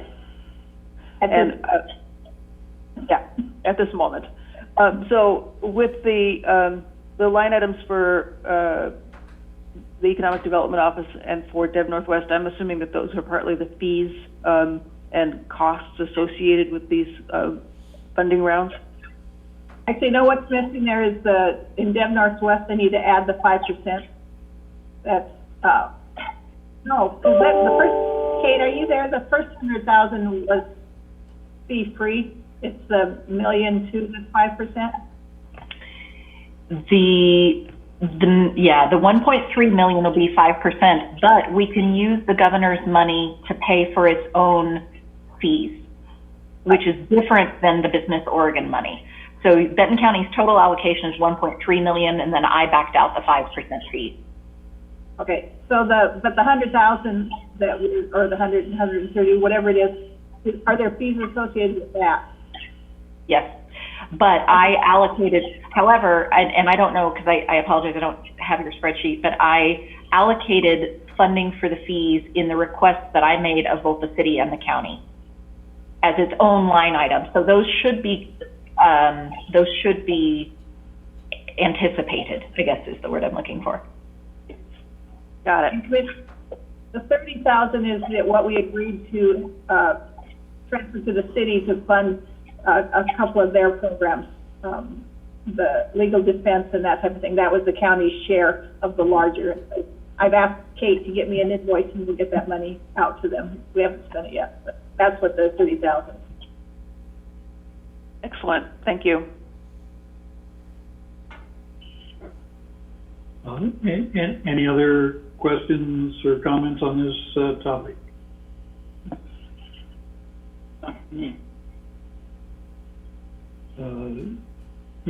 Hearing none, appreciate the efforts and Mary, look forward to your report next Tuesday and see we gained over $200,000 in the last week. Maybe can you do that again? Not like, but it'd be nice if they could make money like that. Thanks, Kate. All right. Now we'll get to 7.2, combining the fairgrounds and natural areas and parks departments. Lynn McKee and Lori Starhard. Commissioner Malone, before we go there, I'm looking at Kate. Kate, did we cover everything we needed to for you? No. Okay, I didn't think so. No, and my apologies to Lynn and Lori. I'm sorry, ladies. I have just one other item. This will be briefer than the last, though, I promise. I did want to clarify. I had a conversation with Mary and Joe and realized that I may have caused some confusion. These buckets of funding have been moving very quickly, and I think we wanted to come back to you to see if we were all understanding everything the same way. So what I'd like to do is I'll present it to you how I understand it, and then you can tell me if no, time out, that was meant to be different.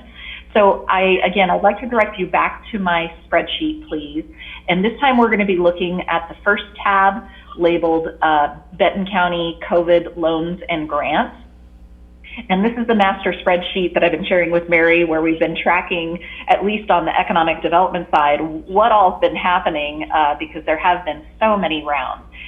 So I'd like to highlight two items. As you may recall, on line 4, originally Benton County had set up a loan program way in the way back, very early.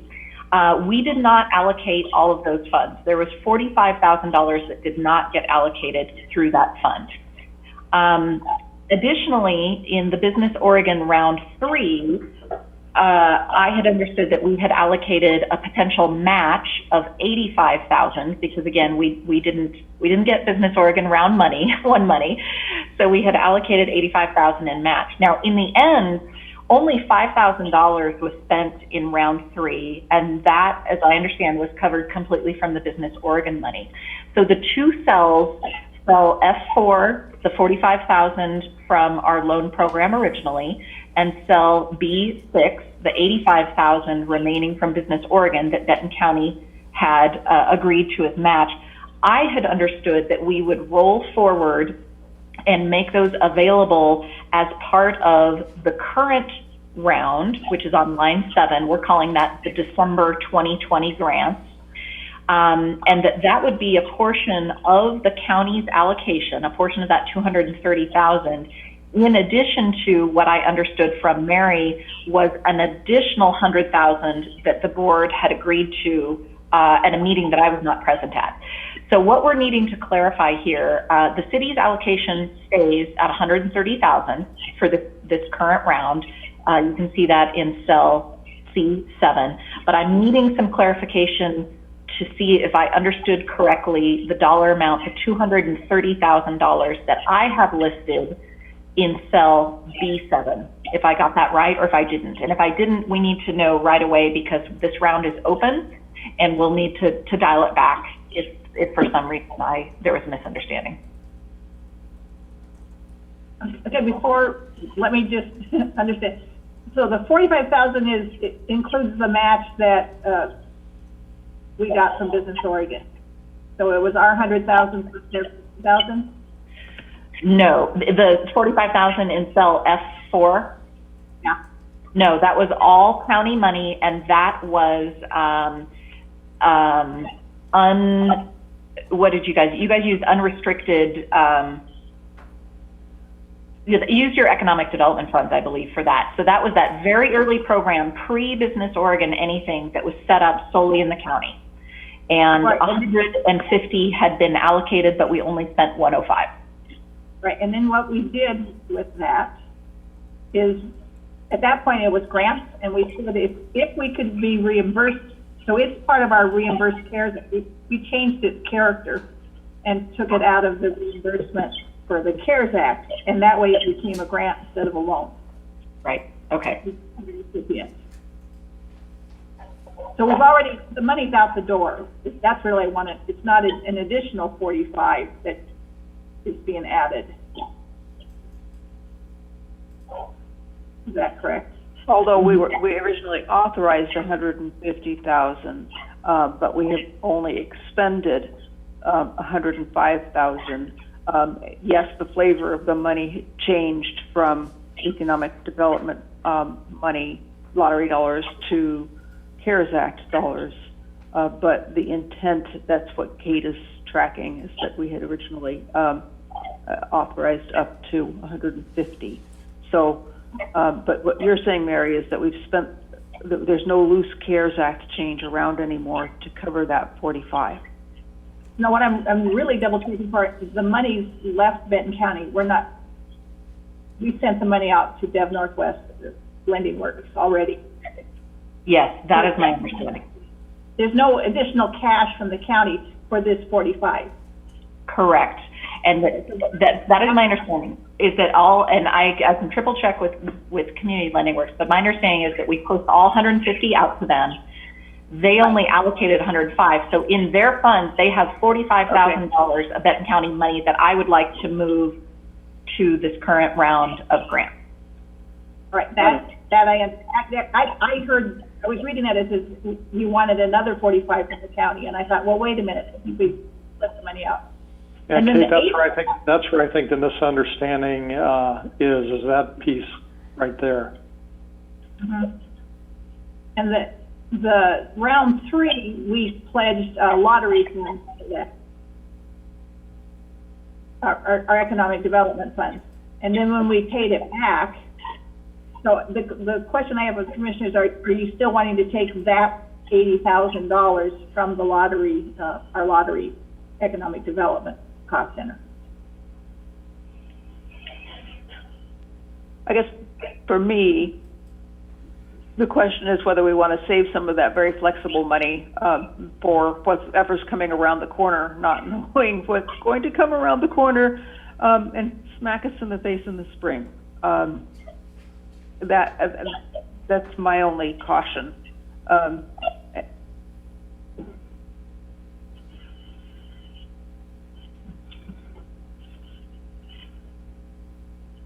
Right, and that was my question, is because that did come not from CARES Act, initially it came from our lottery fund. I just want, so we still wanted to continue that in light of the 100,000 and the 45,000 and 100, what we've already given. So I just wanted to make sure whether we were giving additional funds out.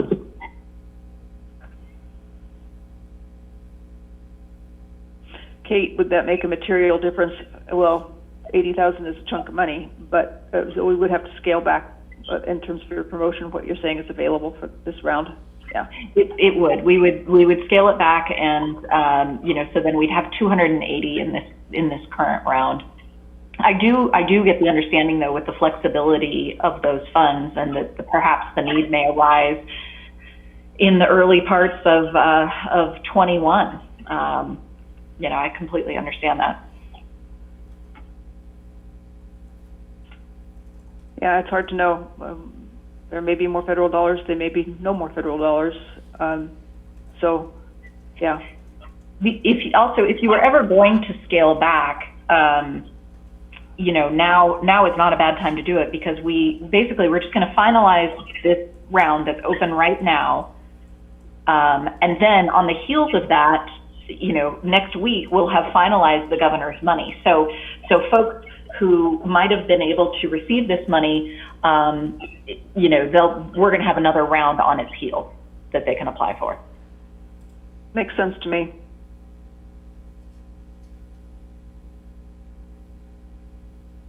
So the question is whether to save the $80,000 for the future. Is that correct? And your last comment, Kate, it sounds like maybe that wouldn't impact your efforts significantly. No, I mean, again, I think businesses could use every dollar they have. And so I think what I would do is just to say, if we're holding this money back, let's keep a close eye on it.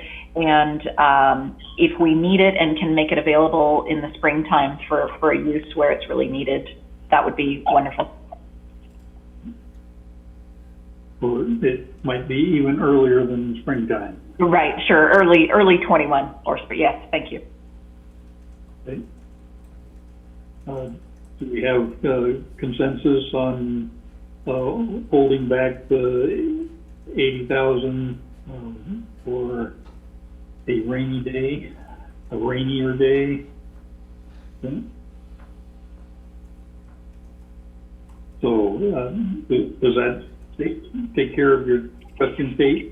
It does. It does, and I appreciate Joe and Mary, bringing this up so that we could all get on the same page. So thank you for the opportunity, and we'll revise our information, but be sure to let folks know that we've got this much larger round forthcoming in the very, very near future. Okay, and my comment on your spreadsheet on the A column, if it's possible, put dates in there. But it really is, and the spreadsheet really helps. This is the first time I've seen it lined out like that, and that's helpful. But for me anyway, dates would kind of clarify which era we're talking about. Indeed, I'll add those in. Thank you for the suggestion.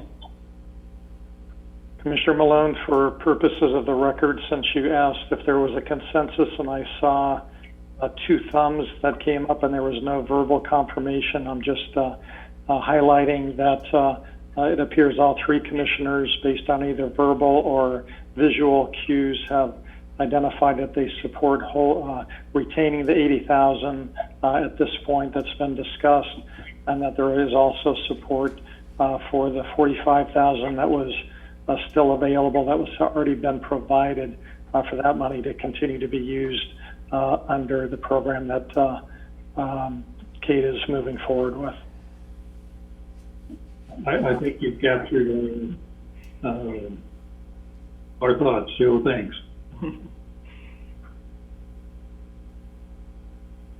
Okay. Any other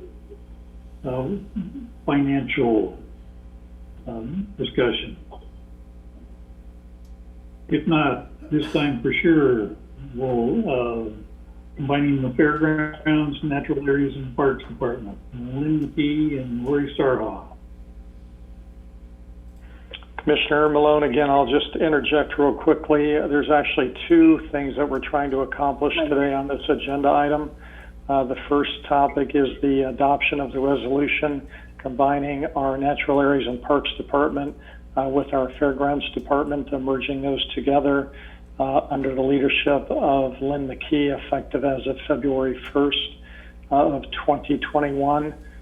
This has been under discussion for, at least a good 6 months, and the catalyst for this discussion was the announcement by Lori Starhaw that she would be retiring February 1st of 2021.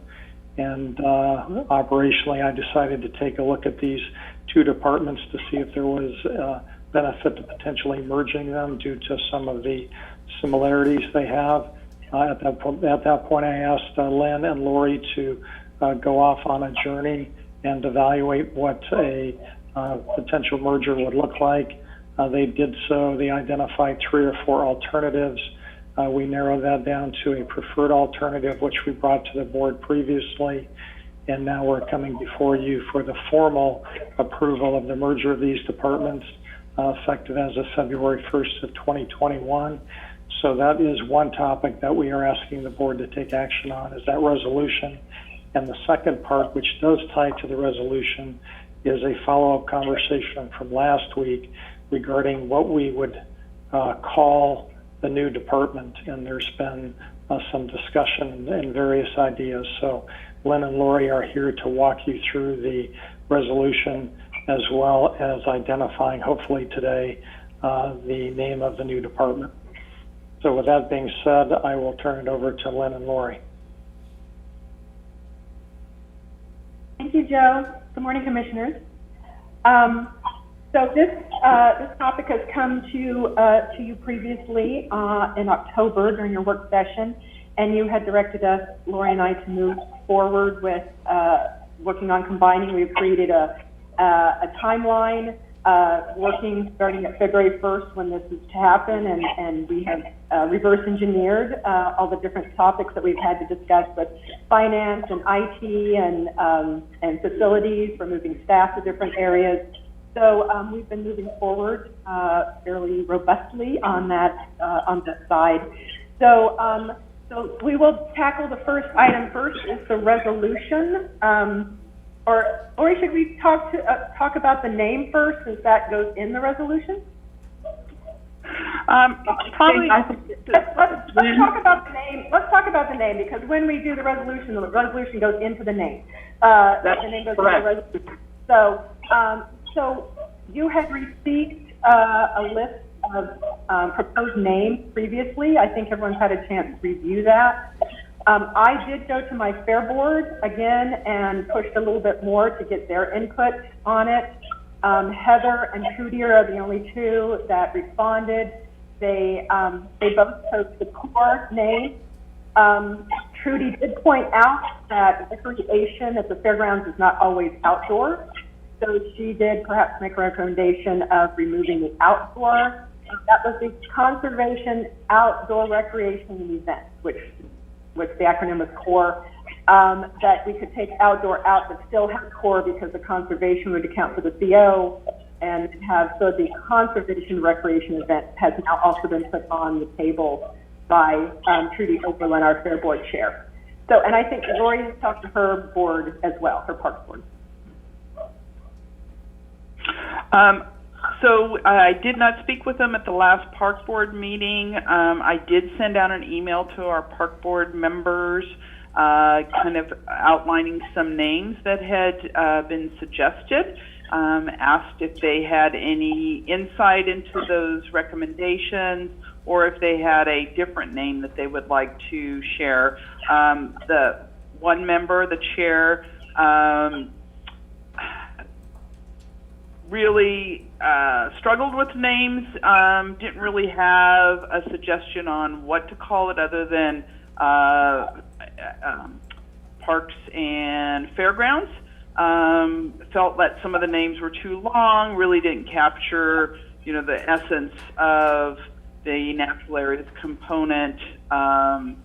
And so we're planning on having some more dialogue at our next meeting, which is next Wednesday, but that was the only response I received from my Park Board. If I may. Annabelle? Yeah, I think that what you just said, Lori, makes a lot of sense, to be able to have that conversation before we act on this. I too have a problem with the name. It does not talk about our natural resource management. It does not lend itself to our natural resource management focus that our Parks Department has, and because all it says is outdoor recreation events. Well, that could mean a lot of different things, but it doesn't really focus on one of the major areas of our Parks Department. Go ahead. I would be comfortable either with conservation, recreation, and events, or perhaps natural areas, recreation, and events. That way, if we use natural areas instead of conservation, it preserves a little bit more of that emphasis, and recreation can cover parks component. So I don't think we can get everything into the name, but I think that natural areas, recreation, and events would cover the span. The only thing that I see missing in that, since I have to throw something in too, is the fact that between the two departments, that there's an awful lot of coverage of our historic resources. And one of the things I kind of liked about conservation was that conservation also applies to that coverage of historic resources that this department will be responsible for. So but trade-offs. I think it's impossible to cram it all in. Well, I wasn't suggesting that we cram it all in. I think we just needed to make it more clear as to what the department would be. And since Lori has talked about saying that they're going to have a meeting next week, I really would like to make sure that the members of the Parks Committee, the advisory group, have a sense of what we're really trying to do, rather than jumping off the cliff right away and they think they're losing something. My thought is, I really want to keep the natural areas in the name. I think that's was a good addition 20 years ago, or whenever that was when we changed, and I think that shows a lot about our focus, and that so I'm strongly in favor of keeping the natural areas. It also helps with the continuity.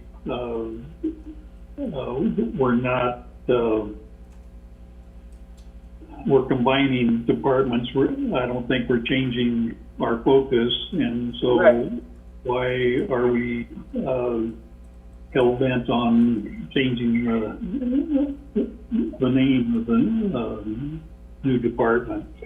So, and that's where I was coming from, Mr. Chair, is that the way our Parks Department has been developed has been with that focus on on natural resource management. And in fact, the largest holdings we have in land are in those natural areas in park. We're talking about Benton Green, Bazell Memorial Forest, Jackson Fraser Wetlands, and on so on and so on. So that to me is we've got to really make sure that everybody is comfortable with that. And I'm not saying that everybody has to be in agreement with every I dotted and T crossed, but it would be helpful to kind of allay the fears of some people that we're taking something away from them that they very much treasure.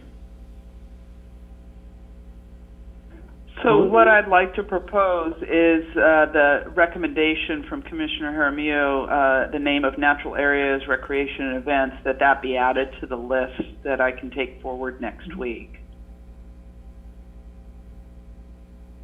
And I would say, would we still need events if we're saying recreation and not specifying outdoor recreation?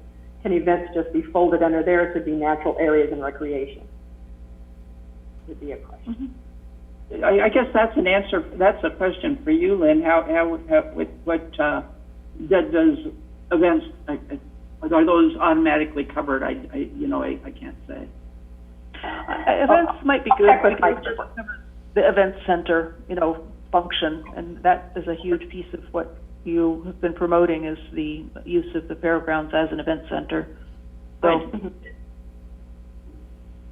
and that was my Fair Board's main concern, that the event center and fairgrounds still maintain their name, their logo, their website, and everything, and I assured them of that. So they were fine with whatever the department called, as long as they maintained this facility's identity. Yep. Well, it sounds like we need to do a little more work on this. So let's separate out the name from the discussion of combining the departments. I think that's a simple editing. We could do that. Yeah, Vance had crafted the resolution. It does include the name of the department multiple times. So I assume that if Vance is online, can they vote for the resolution and insert the name later? Absolutely. I think the resolution would be to approve the resolution, whatever the number is, without the name, with the name to be inserted later. You can put a period after the word department and that should do it. Well, I think the challenge, Annabelle, is that I've listed the name in a couple different places throughout the text of the resolution. Okay, yeah, you have. So we need to look at that, yeah.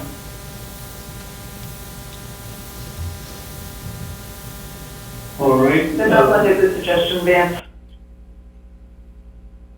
So let's continue the discussion of combining fairgrounds and natural areas and parks. Did you need us to do a read-through of the resolution, or did you have any questions before? Okay. Okay. I think that we've discussed this plenty. You've briefed us on it a few times. I like the addition of all of the seasonal hires into the structure, the wiring diagram. Gives us a better sense for some of those folks that are only on part-time. But I am very supportive of this move. Vance, you'd mentioned it wouldn't alter the resolution if we just deleted the third whereas and then any other references to it. Actually, Annabelle, what I would suggest is not to mess around in your motion with deleting specific elements, but to add at the end of your motion where it says effective February 1, 2021, with deletion of reference to department name, which shall be decided at a later date. Well, I'm not suggesting that we go ahead and vote on it now. I think we need to bring it back with some requested changes. I think we can vote on the motion and just say that the name shall be inserted later. Because the rest of... That works for me. Yeah, that would work. Yeah, that's what Vance had suggested, and that allows the departments to proceed in making these changes in a timely fashion, so we can get it done by February 1st. Right. It definitely helps us continue to build a foundation and move forward. So if the board is so inclined, we would prefer you taking action on the resolution today.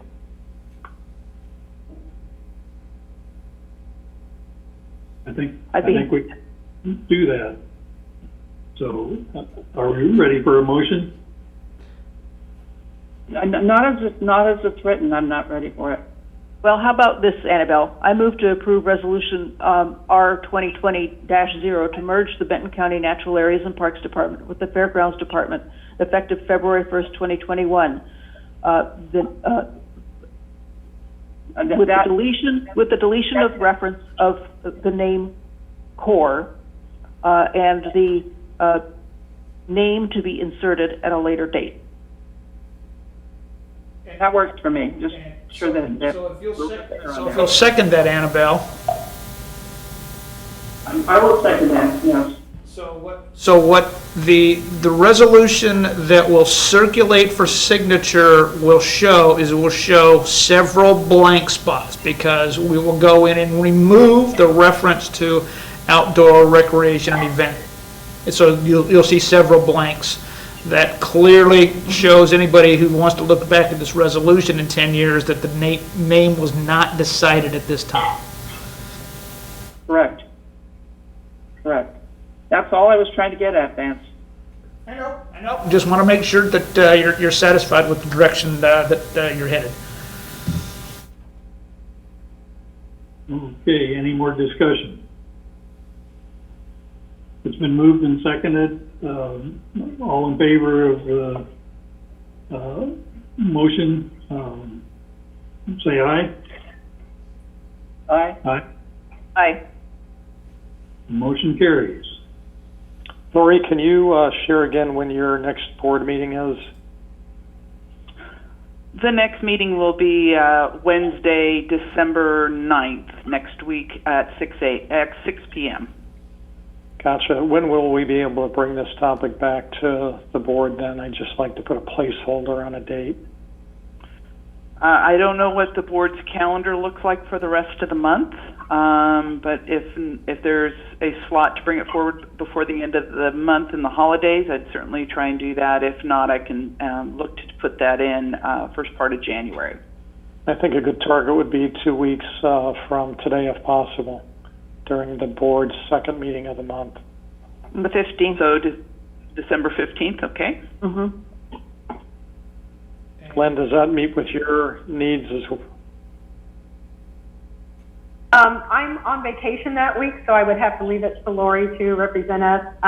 My next Fair Board meeting is the 21st of this month, but they have, the ones who have wanted to weigh in have weighed in. So, and I've shared that information. So if you want me to go back and ask them anything else, I'm glad to, but they seem just concerned about this facility and not the overall department name. So I think Lori could certainly bring back the information on the 15th if you don't feel your board needs to weigh in again, Lynn. I've given them that opportunity a couple of times, so Okay. I think they're good. That should suffice. Thank you. Lynn, if you will send me the Word version of the resolution, I will make the changes that the board asked for regarding deleting the name. I'll be right now. Very good, thank you. So Lori, if you'll also make sure to work with Teresa to get this on the agenda for that meeting on the 15th. She did indicate in the chat box that the 15th does have room for this agenda item. I will do. Commissioners, again, I think it's important to recognize Lynn and Lori. I've met with them a multitude of times on this topic over the last 6 months, and I can tell you this is probably one of the smoothest organizational transitions that I have been part of, and it's in large part due to the personalities of both Lynn and Lori having values of stewardship and collaboration, which I greatly appreciate. Yeah. Thank you. Yeah, thank you very much. I was going to say something similar, Joe. Really appreciate the efforts and having your eye on the prize, and I think you've done it. So appreciate your efforts. Thank you, Commissioner. So, we are now to, unless I've missed something, we are to item number 8, other. Is anything else that we need to discuss? Commissioner Malone, just an FYI, there's been several emails circulating over the course of the last hour or two that relates to Benton County's metrics as it relates to our COVID response, and the governor's office has released information based on the most recent metrics that indicate that Benton County will be removed from the extreme risk category and placed in the high risk category. So that is good news that at least for this next 2-week period we're transitioning in the right direction. Hopefully we can continue that. Excellent news. Thanks, Joe. Anything else?